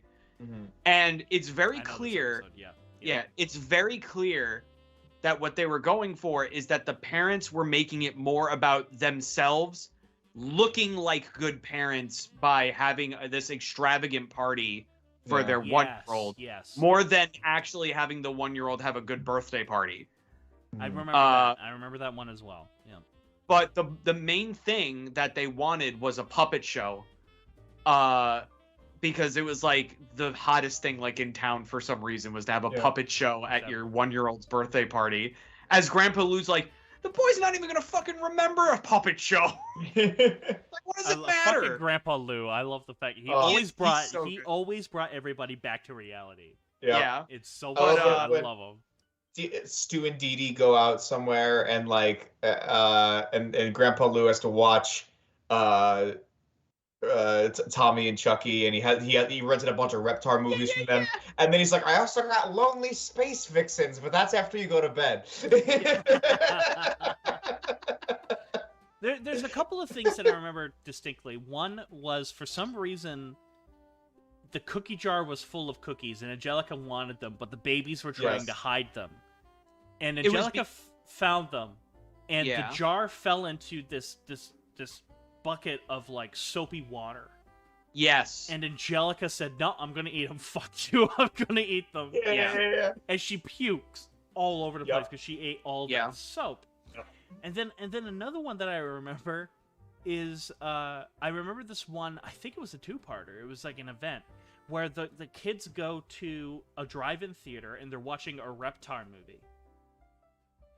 And they then start imagining themselves. This was, I think, the first time we ever saw the Reptar mobile after the movie. Yes. Yes. And it's like they yes. think they're in the movie. I And remember there's that like a one. mecha reptar. Yes. And there's like all this horse shit that's going down. I'm like, I fucking love this because I'm a big Godzilla fan, even as a kid. Yeah. And I'm like, I love this, and I loved all that stuff. Have you Much ever love when they see Reptar on ice. Yes. Oh my Kids God. on the ice. What's a dinosaur to do? Quick! Somebody call their moms. Yeah. It's like so frantic. Like help. Have you ever played the PlayStation 1 game Rugrats Search for Reptar? No. Yes. No. The legendary thing about that game, so essentially the way the game is structured is that you have to collect puzzle pieces for your Reptar puzzle, and the way that you do that is you have to complete these like mini games, which every single one of them is based on an episode of Rugrats. But once you complete the Reptar puzzle, you go to a final level, which is you playing as Reptar, just destroying the city. Yep. And it is the best part of the whole fucking game. And then when you get to the fucking White House, and you would think, oh god, Reptar is gonna destroy the White House. No. He puts on a top hat, gets a cane, and starts dancing. It's amazing. What the fuck is this? This is just as random as the random octopus sequence. Good, dude. It's so good. Smashlander says hello, everybody. Hi, Smashlander, what's up, man? Oh, dude. Next time you're over, Adam, we're doing a full playthrough of Rugrats Search for Reptar. I'm on board. I'm totally on board with this. I'm not kidding. It will literally take us like an hour. Yeah, it's not a very long game. I'm on board with this. Admittedly, have not played any PlayStation 1 games that I can think of. I think I only got into games when the PlayStation 2 came out. PlayStation 1 was my first ever game system. Yeah. PlayStation 2 is my favorite game console, and it's because there are two great game libraries you have. You have the PS2, which had a bunch of great games, and you can play like any PS1 game on it as well, because it's backwards compatible. So that's two great libraries on one system, and I think the PlayStation 1 and 2 combined have some of the best games for it. Now, correct me if I'm wrong. Correct me if I'm wrong. They've actually stopped making the PlayStation 2. Oh yeah. Yes. Long time so ago. the only way you can get it now is used. Yep. Yeah. That's fucking retarded. Yeah, but they gotta stop making them eventually, honestly. Well, no, I'm sorry. The thing that's more retarded is the fact that they haven't made their systems backwards compatible. Yes! Yes! That's stupid. Well, everyone... they want to sell them online. Guys, I just want to say this right now. I am so fucking wasted right now. Hell yeah. I just want to make that clear to all the viewers. Everything I say from this point forward has like about a bajillion asterisks. Is drunk Adam. Well, I remember when the PS5 was coming out, there were like talks about how they wanted it to be backwards compatible all the way back to PS1, and then they just didn't do it. They didn't do it. And everyone was pissed off. Well, it's because so much shit was coming out about like this PlayStation Legacy thing. Yeah. Believed was the backwards compatibility of PS1 through 5. Yep. And they won't do it because they put all of their older games on the PlayStation Store. Yep. So they want you to buy them again, which is stupid. It's literally it's predatory marketing at its finest. Yep. Yeah, I completely agree. I loved. I think that's a case as was the first thing we talked about on the stream. Was I think this is a case of a market that they are completely missing. Yeah. Yes. That they could be tapping into. Like PS5s are scarce and like sell like immediately now. Imagine how much like quicker even it would happen if they did that shit. I agree. If they made the fucking systems backwards compatible. Yeah. Oh, I'd buy a PlayStation 5 immediately. That would literally make me want to buy a PS5 right now. There is absolutely no reason to have one now. Yeah. No reason. Every game that I would ever want on the PS5 is on the PS4. So I'm just going to get it for PS4 because guess what? I don't give a shit about waiting 5 seconds for a loading screen. Yeah. Yeah. No, I agree with you. Oh boy. It's hitting. Oh boy. Yeah. I'm actually gonna step out for a sec. I need a drink real bad. Alrighty. Well, then I'll throw myself up. So you gotta carry a conversation now. Oh no. Shaw_Stan. You ask, what is your take on the most recent version of Dune? If you've seen it, yes, I have. I appreciated the epic scope, but not enough sweaty sting in a Harkonnen thong. I know exactly what you're talking about. Sweaty sting in a Harkonnen thong for my liking. Yeah, I really missed Sting at his current age needed to be in this movie. That would have been amazing.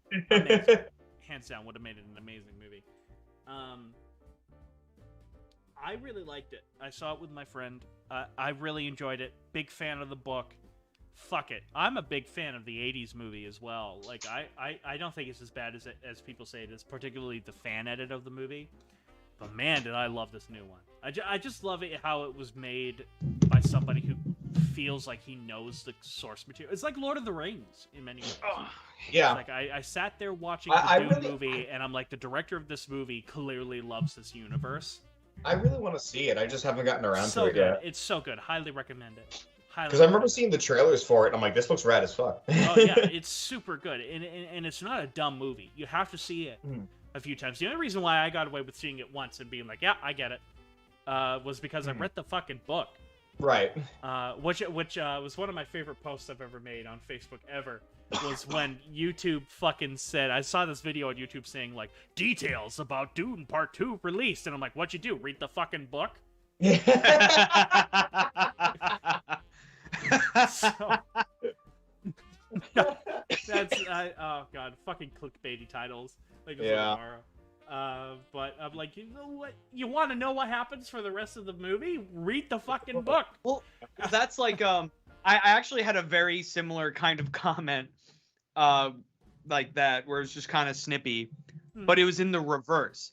So there was like an episode of GCN. I don't remember. I think it was they were playing Bloodstained. It was Phil and Maury. And Phil was like going on this whole fucking rant about like, why don't people just read the manga? Why do people wait for the anime and then complain that the anime is not out and that they want to know what happens? You want to know what happens? Read the manga. And then I just looked Phil dead in the eyes and I said, sorry, Phil, I don't read spoilers. Spoilers are for gay people. Because I was like, I don't want, like, I started watching this anime. Why would I go to the manga? Because then when the anime starts back up, I'm going to know what happens already. Yeah. Well, I had that with Attack on Titan. I know you guys don't like Attack on Titan. I like it. I didn't like the first season, but I want to go back and give it another chance because I heard it got way better. I love it all. I genuinely do. Sorry, I don't love it all. I like it all. And I read the manga because the first season I liked enough that I said, I want to read it. So I fucking read it. And that still doesn't take my enjoyment away from the show. I've actually only seen season 1 and 2 of the show. I haven't seen anything else. It's one of those things where it's like I keep saying, I'm gonna watch it, but I never end up doing it. Same with Game of Thrones. I've read all the books, but I haven't seen any of the show. And because I said I was gonna wait for the show to be done to watch it, and the show's fucking done. Yep. What are you waiting for? Usually what I do, this is like just a personal thing. Usually what I'll do is that when an anime ends, I'll go and read the manga after. Okay. Yeah, that makes sense. And mostly just to be like, oh man, I wonder like what's different. So you're gonna have the inverse effect of this when Uzumaki comes out. Yes, because I read Uzumaki first. Yeah. Same well, here, I'm very excited for that. Oh my god! That's anything Junji Ito touches, I want. Hell, there was that one trailer at the Game Awards that was very Junji Ito, and I'm like, I need this fucking game. Like that, the woman had like her like entire face on him. Yes. And like that's Junji Ito as fuck. I don't remember what the game was called, but me neither. I have to go back and look. We were too busy talking about Sonic. Oh, of course. Of course, you guys are with Sonic as I am with Godzilla. 100% of the time, yes. I know everything that can literally be known about that goddamn franchise. Yeah. I'm like that with Sonic, but I'm also like that with Castlevania. As am I with. Wasn't Very Pi much playing Castlevania today? Yeah, she played Castlevania 4. Yes. Yeah. Which Yeah. is Yeah. one of my favorites. I love Castlevania 4. What's up with her avatar? What about it? It's weird. Like today specifically, because she was all like bloody and stuff. Well, no. I understood that. Uh-huh. Why the obnoxiously large bazungas? I can answer that question, and I hope she won't get mad at me for answering it. Mm-hmm. It is because she has large bazungas in real life, and she is very self-conscious about them. So she gave her avatar that to try and be a bit more confident about it. Oh, there's a reason. There's a reason. Yeah, Yeah. I just thought it was sex appeal. It's I not just just thought for it was- sex appeal. It's not just sex appeal. It's a I confidence just boost thought it thing, was, which I I kind of appreciate. funny. It Because that was the first thing I noticed. Because despite the fact that I prefer the penis, usually is. I prefer the penis. I can't help but stare at a pair of tits when I see them, and I couldn't help but notice that, and that was kind of funny. I like Mai. Yes, Yeah, she's yeah. very fun. That's awesome. I've known her for so fucking long, dude. You have no idea. She totally lost my train of thought. That's the drunk. But That's my, the actress. You guys yeah, talk for a little bit. Yeah. I gotta take a that's sip. great. We were talking about because Mai's currently making me a VTuber model, an updated one, because the one I have right now is very Basic. like first attempt, So Mai's To making be me a fair, new we one. made it in an hour. We did, yeah. But Mai's putting way more effort into it. It's looking really good. And we were just talking, and I'm like, I really appreciate this. She's like, dude, you're my friend. Duh, of course I'm gonna do shit like this. And I'm like, yeah, let me know when you need me to voice something for you, because I'll do it. Yeah, man. Hey guys, did you already talk about Matrix Resurrection, and have you bought the tickets? Fuck that. I have no interest in the Matrix series. I have no interest in seeing I it. like the first one. That's Love it. the first one. I've seen half of the first one. Love it. First one's great. I just don't care for any of the others, so I probably won't care about this one. I feel It could like be to good, me, sure, but I feel like for me, even though I haven't seen the entirety of the first Matrix, but like I've seen most of it. yeah. I feel like Matrix is a series where I enjoy the concept more than I enjoy the movie. I agree. 100%. That's fair. That's very fair. Oh, Did I you- have that with Star Wars so bad. Everything after the original trilogy, I have that with Star Wars so bad. I'm like, I love this concept. What the fuck? This is so What are they stupid. doing? Yeah. Yeah. Yeah. I have I'm that this- really bad. Yeah. Like I said, I love Star Wars. I always say that I love Star Wars, despite the fact that I like 4 of the movies. Yeah, exactly. That yeah. that was the thing. I think I literally asked you. I'm like, so like, do Star Wars fans like hate Star Wars movies? I'm like, honestly, well, because there's so much more to the That's series fine. than That's the fine, movies. son. There's like the Yeah, shows and the books, the Shit. books Comics. and the comics, the games that the good very heavily outweighs the bad, but the issue is that most of the bad comes from where the franchise started with Yeah. movies, That's like how I said, like, man, you really like Sonic fans really hate Sonic games. Yeah, honestly. Yeah, your 82-hour live stream really taught me that. It was 75 hours. was Thank you 80. very much. Okay, it was 75. Fucking.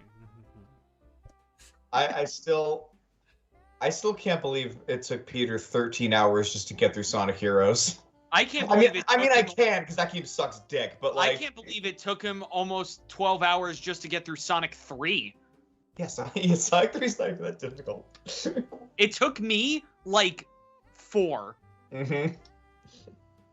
And he technically didn't even beat it until like after everything else. To be fair, Peter is on record saying that he's bad at classic Sonic, so Yeah. that was kind of to be expected. But That night I made especially sure to get good at classic Sonic games because I knew that and I wanted to win. yeah, and you did. I did win by a margin of like 10 hours. Yeah. So Smashlandr has a very controversial post that I'm going to read. Huh? Okay. Do you know that the doctor's mustache is fake? Not Dr. Eggman, the Chow doctor. You learn, Smashland, don't even tout that fact like you fucking knew that. I'm the one who told you that. For context, for all you Godzilla fans out there, Yeah, nobody watching this fucking knows a fucking thing about goddamn Sonic. So the context is that there are a bunch of random Omochao lines that can be said if you finish a stage while holding Omochao in Sonic Adventure 2. One of which is, did you know that the doctor's mustache is fake? What a lot of people interpreted that as is Dr. Eggman, his mustache being fake. So a lot of people thought that Eggman's mustache is actually fake canonically, but what it actually is, if you look at the Japanese version of the line, is that he's implying that the Chow Doctor's mustache is fake, not Dr. Eggman. So not the Chad Doctor. Not the Chad, not Jim Carrey, but the Chow Doctor. Yeah. Who's the villain in Sonic 2? It's also Dr. Eggman. Yeah, Eggman and Isn't Idris Elba a character? Idris Elba's Yeah, playing Knuckles, yeah. And Knuckles is kind of a villain, but he's more so, if they're going with the Sonic 3 plot, which it looks like they are, he's just being used by Dr. Eggman. He's like being tricked into thinking Sonic's his enemy. And Idris Elba's in one line sold me on his Knuckles. Yeah. It's so good. That I need your power. Says, I'm a Star Wars fan and I don't really hate the movies. However, I prefer The Mandalorian over the sequel trilogy. I agree. I agree. And I have yet to see Solo: A Star Wars Story. It's an okay movie. It's okay. It's a movie. Best of the movies that Disney has released is Rogue One, hands down. Yes, Rogue One's awesome. But I love Rebels and I love the Clone Wars. Yeah, Clone Wars is my favorite thing to ever come out of Star Wars. I adore that show so much. Yeah, I just thought they're a really clever show. Expanded upon the universe very well. And what can I say? Rebels has Thrawn. Yeah, I was just about to say that. Fucking A. I'm a simp for to bring this full circle yet again. I'm a simp. The simping. I am a simp for Thrawn. I gotta tell you that because I love the Thrawn trilogy, the original sequel trilogy before Disney. Yes. Fucking love those books. The real sequel trilogy. I agree with you, Steve. Also, Smashlandr, you're a liar. There was a stream not that long ago where someone said, tell me something I don't know, and I did. And that was the fact. That's where you heard it from. I am 100% telling you. Yes, Mashlander, if you haven't subscribed to me, fuck your face anyways. Yeah, dude. Come on, you're my cousin. You should fucking know to subscribe. Fuck your face.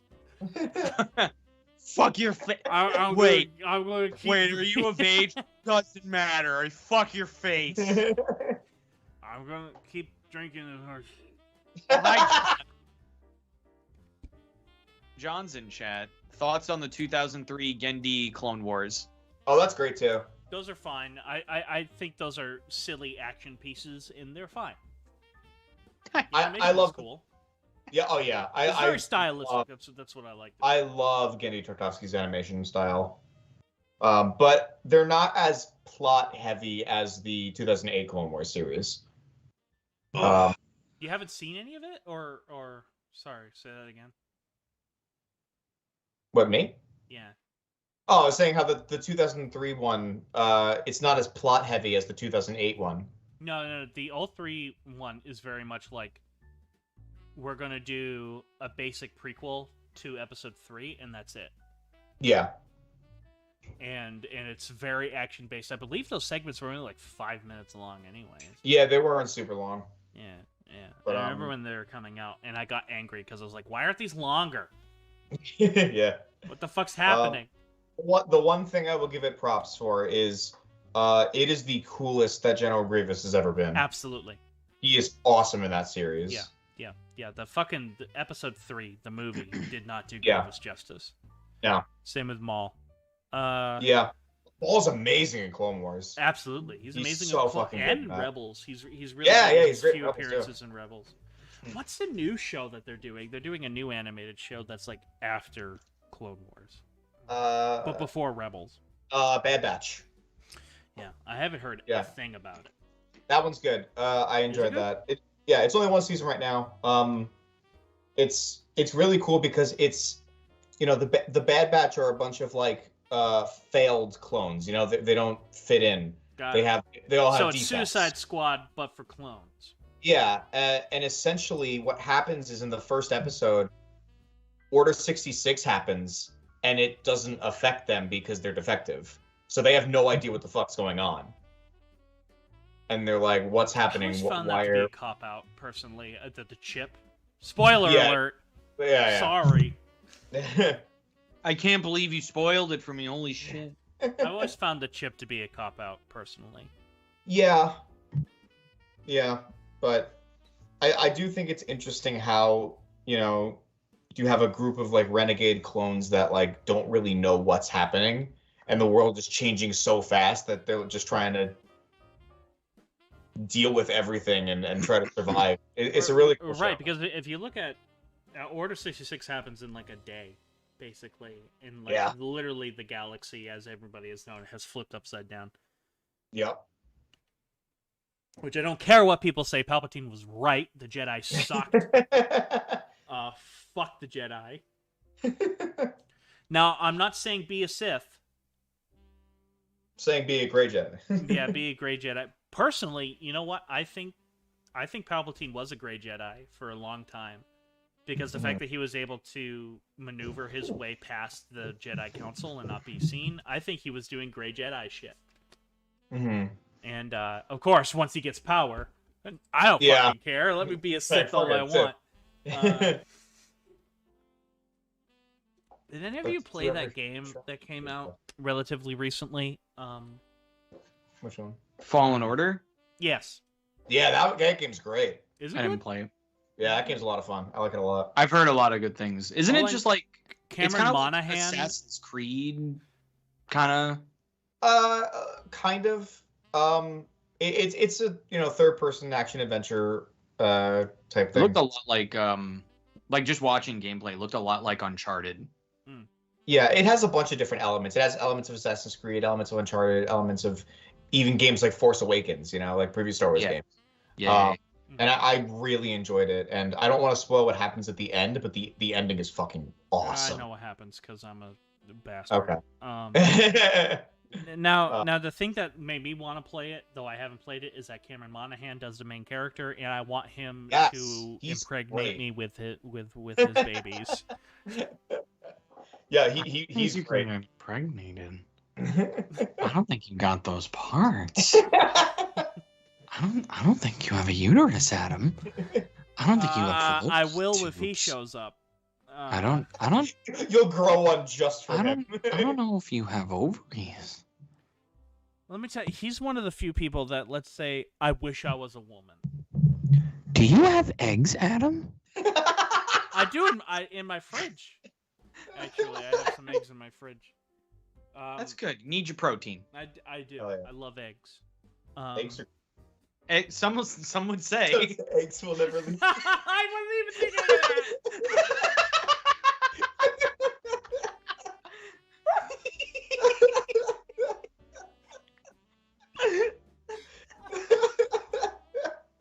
Fuck me.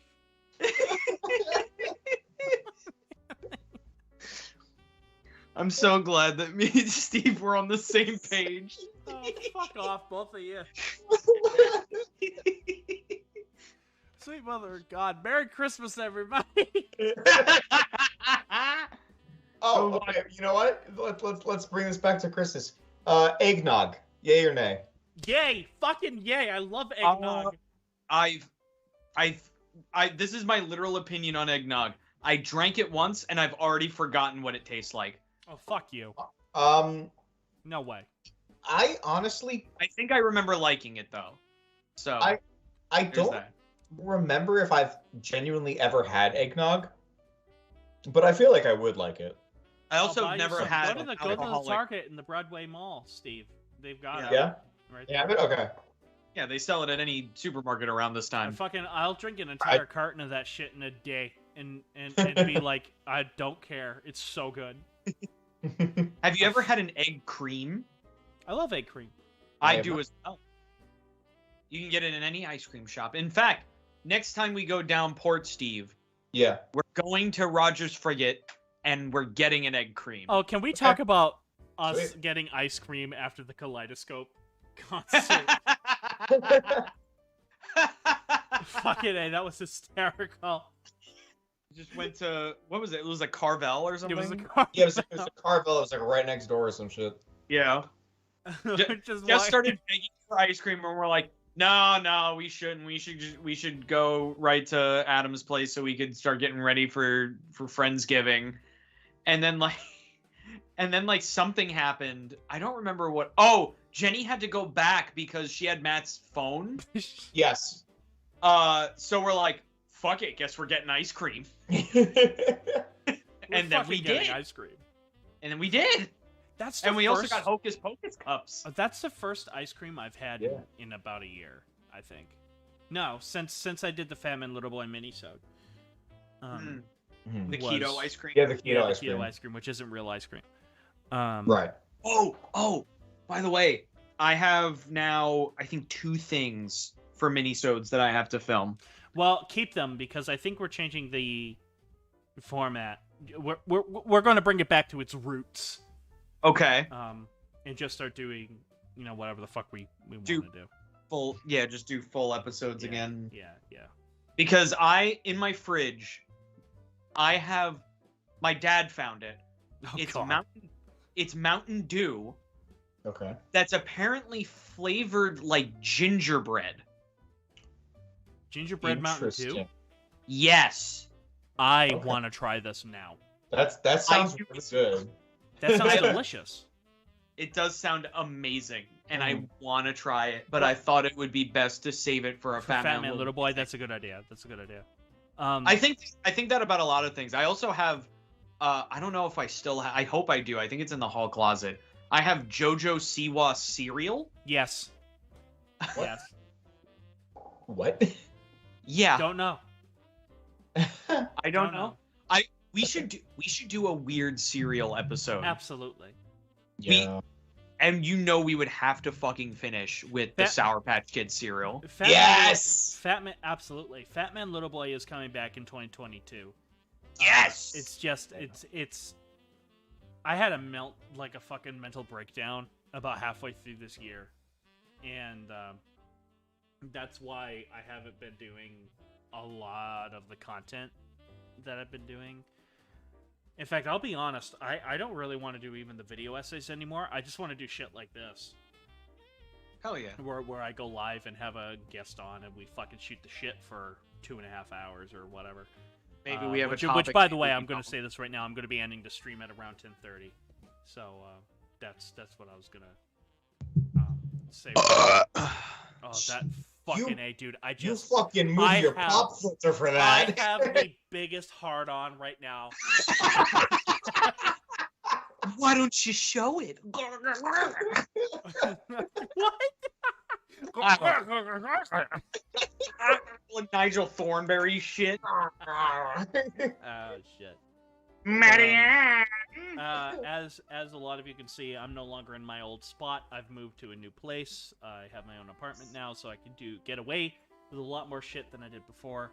Now I'm getting, I don't know. I am fucking gone, but I am still drinking this shit. Which this isn't what it really is. This is actually like a peach tea mixed with fucking vodka. Okay. You see, this is a concoction simply known as Coca-Cola. Oh, he's showing something. I should have it up full screen. Fuck me, that's the wrong screen.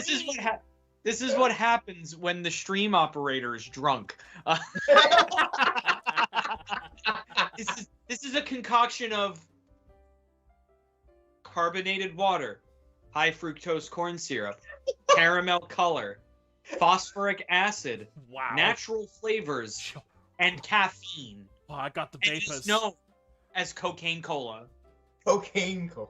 It was at one point. Did you see that they released the original version of Coca-Cola for a while back that people could try it? And I'm like, that's bullshit.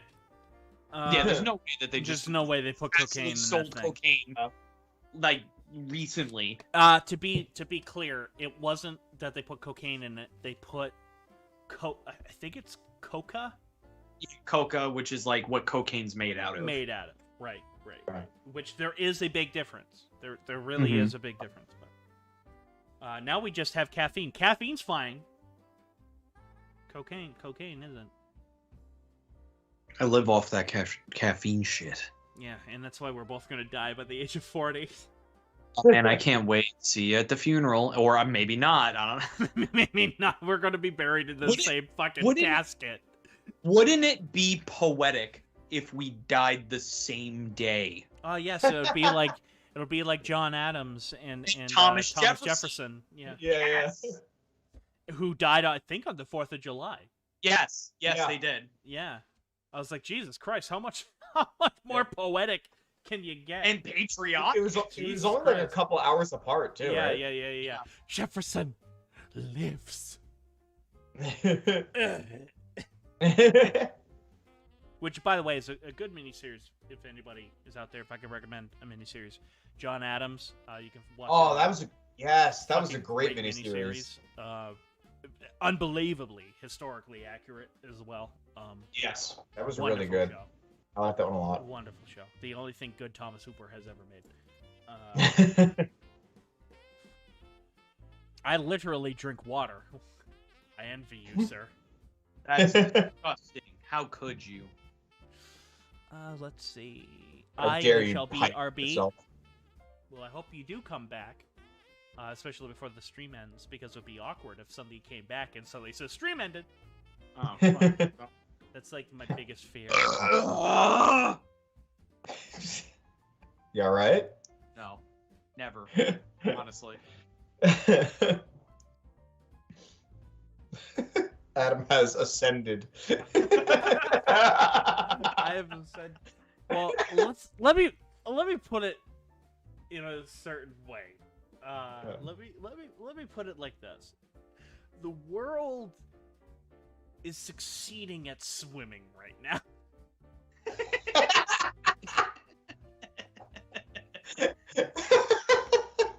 I feel like if we were to play Jackbox right now, it would be a career ender for Adam. Abso-fucking-lutely. God, I'm actually happy that we did this stream instead of playing zombies. Sort of bringing us back to because this is the most fun I've had on the live stream since I've done the Reddit 5051 with you, Antonio. That last Oh my god. Wasn't that funny? Well, I have way more viewers watching this, which I've had a peak of 15. I've had way more viewers watching this than I did that one. So, good. Woohoo! Good. I drink Mountain Dew more than probably I should. I agree with you. Mountain Dew killed me. I used to, and I actually had to stop. I had to stop. Yeah. You're right. I had to stop. I love Mountain Dew. The reason, like, I've probably told you guys like a million times, but it was getting so bad to the point where my doctor literally told me, "You are on the brink of having diabetes. You need to change something." Yeah. And I'm like, I'm gonna give up soda, and I did. I only really have, if I have any soda, I'll usually only have like a can a day. Yeah. Like at the most. I wish I was like that. I drink a lot of diet ginger ale. Admittedly. I love ginger ale. It took Ginger ale very good. It took It's a also lot. great for your stomach. Yeah. It took a lot to give up soda, but I like finally did. Honestly, this root beer that I finished, this is like the first time I drank soda in like probably like 3 or 4 weeks. So I'm good for you. No, Yeah. I've been a lot better. I've been trying to drink less caffeine because I have heart problems. Everybody. Yeah. I have heart issues. Mountain Dew's contributed to it because of the caffeine in it, more than the sugar. It was the caffeine. The caffeine is what made me stop drinking Mountain Dew so much, because I used to drink it a lot too. But I have really bad ADHD, and mix that with caffeine, and I can't focus. Like I remember like when I was younger, I drank Mountain Dew a lot, and the caffeine combined with my ADHD, I went to go sleep at night, and like I closed my eyes, and it looked like hyperspace. You know, it was insane. I'm like, I should stop drinking so much caffeine. I've never had that. I've had that before. Granted, I think, am I the only one here that doesn't have ADHD? Possibly. I haven't. I don't have it. I 100% have been diagnosed with it. Antonio, based on what you've told me, you probably also have it, but just haven't been diagnosed. Yeah, I haven't been officially diagnosed, but I have. Literally, the way that I've said it is that knowing that Steve has it, and knowing that me and Steve have a lot of the same habits and tendencies, you probably has do informed me. Yeah. That maybe I do. Yeah. But no, I've had to stop because of my heart. That was the big thing. But see, the thing is though, it's like I've traded cocaine for heroin. Because it's like now I'm a coffee drinker. Oh, I've always been a coffee drinker, probably ever since. I've only ever been recently a coffee drinker. I have never drank coffee in my life. I think it's an acquired taste. It is definitely. That's why I think I tried it like one time. Like my dad gave me a cup, and I'm like, nah, not for me. For the perfect way to get in, like. Not that it's the perfect thing to get into, but the perfect way to get into it is for your first cup of coffee, sweeten it to the point where it's literally candy. Yeah, and then that's what I do. That's what I usually do too. But after a while, like even if you were to get a cup of coffee that isn't sweetened as much, you will tend to like it. We have pumpkin spice sweetener at work right now, and I'm a simp for fucking pumpkin spice. Dude, my go-to at home, which is probably terrible for me, is I have coffee that has double the caffeine than a normal cup. Oh my god. So that's not good at all. Double caffeine coffee with 2 packets of sugar and a vanilla bean creamer. Oh my god. It is You don't have heart issues like I do. No, the most heart issue that I have, but I've been told that it's benign, so I don't have to worry about it that much. The key word to that is that much, is that I have not 1, but 2 holes in my heart. Oh my gosh. Oh, those are my fault. Those are because of the amount of shit I've made you have to do since you've known me. Those are my fault, so I'm sorry about that. Oh, please. Honestly, in retrospect, what have you made me do that's that terrible? I really haven't made you do anything that's like really terrible. Really, if I sit back and think of it, I've certainly things that are weird. But yeah, like I think like the most terrible thing you've probably made me do is eat pet food. That's true. Yeah. I think that is literally the only thing where I could say, okay, not that like that's too much, because I honestly didn't. Well, care. You got me good in that episode. Watch it. Yes. Watch it. Watch it. Get the fuck out of it. But you got me good on that episode. So when I was like, oh, maybe mine's different. Here, try. Shut the fuck up, mister. Oh, dude, I gaslit you so hard. You did. But it was great. But yeah, I love my pumpkin spice. Hate Starbucks. Yeah. I mean, I've been going to Starbucks mostly out of convenience now because it's McDonald's has good coffee though. That just surprises me how good it was. I don't know about that. It might just be the McDonald's, because the McDonald's that I go to, the coffee kind of sucks major cock. Okay, the one in Mineola isn't bad. I'm talking about the one in. I'm trying to think of what that's considered. I think it's considered Port Jeff Station. Yeah, that one's but I want to say, obviously, people don't like us right? talking about drinks because we've dropped down to 3 viewers from 15. But I'll say this. I didn't realize there were Tim Hortons on Long Island, and I thought Tim Hortons was a purely Canadian thing. I'm not familiar with Tim Hortons And is. it's basically Canadian Dunkin' Donuts. And if Dunkin' Donuts and 7-Eleven had a baby, it would be Tim Hortons. Ah. And I'm so excited because before I loved Tim Hortons, but before the only place I could have Tim Hortons was in Maine because it's a Canadian thing. There's not in New Hampshire, and so all of a sudden I find out that there's 3 here on Long Island, and that there's one not far away from where I work. I was like, "Fuck me! I gotta go there for lunch." And I'm super excited to go because I love Tim Hortons. Their donuts are not as good as Dunkin' Donuts, I'll say that up front, but they taste more homemade. If that makes any sense to you. Yeah.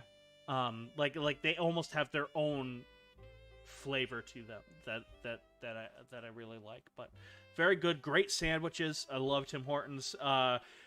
That's why we're sponsored by them, ladies and gentlemen.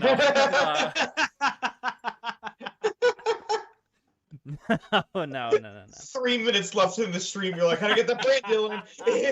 Gotta get that Tim Hortons brand deal, baby. It's all about Tim Hortons. Tim Hortons, baby. It's all about Tim Hortons. It's all about fucking Tim Hortons. Well, I think that's a fucking good place to start wrapping this up.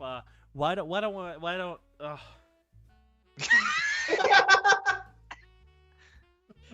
Uh-huh.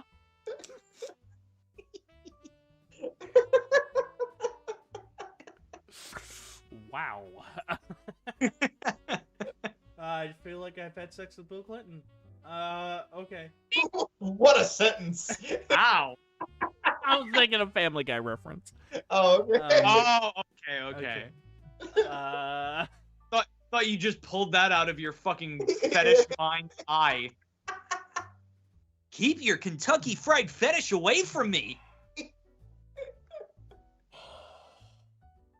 How do I wrap up this show? You just did. Christmas, everyone. Oh no, Peter. No. This might as well not have been a fucking Christmas special. We hardly talked about Christmas at all. We didn't talk about Christmas like at all in this live stream, but oh fucking well. Christmas. The most we did was like we talked about Christmas Story and Eggnog. Yeah, that's pretty much exactly what we did. Death. And all right, so Antonio, why don't you pimp out your channel? All right, hey guys, I'm Bottles. That's my nickname. I have a YouTube channel called I have a YouTube channel called Game Controller Network where I live stream at like 3 to 4 times a week. Right now we're playing Kingdom Hearts and Pokemon Brilliant Diamond and Friday Night Funkin' like forever. Yeah, we live stream 3 to 4 times a week. We also have our second channel, GC and DLC, where we post videos that aren't live streams. We should be having new content out there very, very soon, so look forward to that shit. Yeah, that's about it. That's the best pimp I've ever fucking heard. Steve, do you have a channel to pimp out? Oh yeah. Well, then pimp it out, sir. My channel is known as Shays64, where I like to refer to it as the Shays64 Variety Channel because there is a bunch of different content on there. I have metal covers of video game songs. I have discussions, reviews, all about gaming and stuff. Sometimes I'll just post. Sometimes I'll just shit post if I feel like it. It's really, you never know what you're gonna get with me. So I'll make sure to put the links to that in description. I don't have them in there right now, but I'll make sure to add it in there later. So if you come into the stream tomorrow, it'll be fine. Cool. Also, you're a member of the Kaleidoscope. Yes, I am. We have an EP out right now called Invasion. We have a music video that Adam so very generously helped shoot. Damn fucking right. In 12-degree weather. I'm in it. Yes, you're in it. We have that. We also have a lyric video for our song Shut Your Mouth as well. And we are very much starting production, or starting pre-production rather, on a full 12-track album. So be on the lookout for that. Awesome. And last but not least is me. Again, it sort of looks like my channel has turned into nothing but a War of Rights channel, but a War of Whites channel. Oh God. Uh-oh. Uh-oh. A War of Rights channel. I'm gonna start uploading more and more stuff. It's gonna depend on what I'm feeling. I'm telling you right now, I want to do more of these sort of live streams. If it's just me talking for 45 minutes, or if I have a friend on, like Steve or Antonio here, or Lucas, or even Jenny, or whatever, have them on, you know, or if it's just me talking for 45 minutes, I want to do more of this style of loosey-goosey stuff. But expect in January things are going to start being uploaded more. That's other than War of Rights. Yeah, it's going to be starting in January. Antonio and Steve, thank you very much for joining me on this Christmas live stream. Impromptu Christmas. Anytime. It was fun. Had a good time. I just threw up in my mouth a little bit. This The thought of thank you both very much. I had fun. I'm glad this is a good way to spend a Sunday, a fucking Sunday night. Thank you very much. Thank you all for joining me in the chat. You guys are fucking awesome as per usual. And I guess I'll see you in the next live stream, everybody. Peace the fuck out.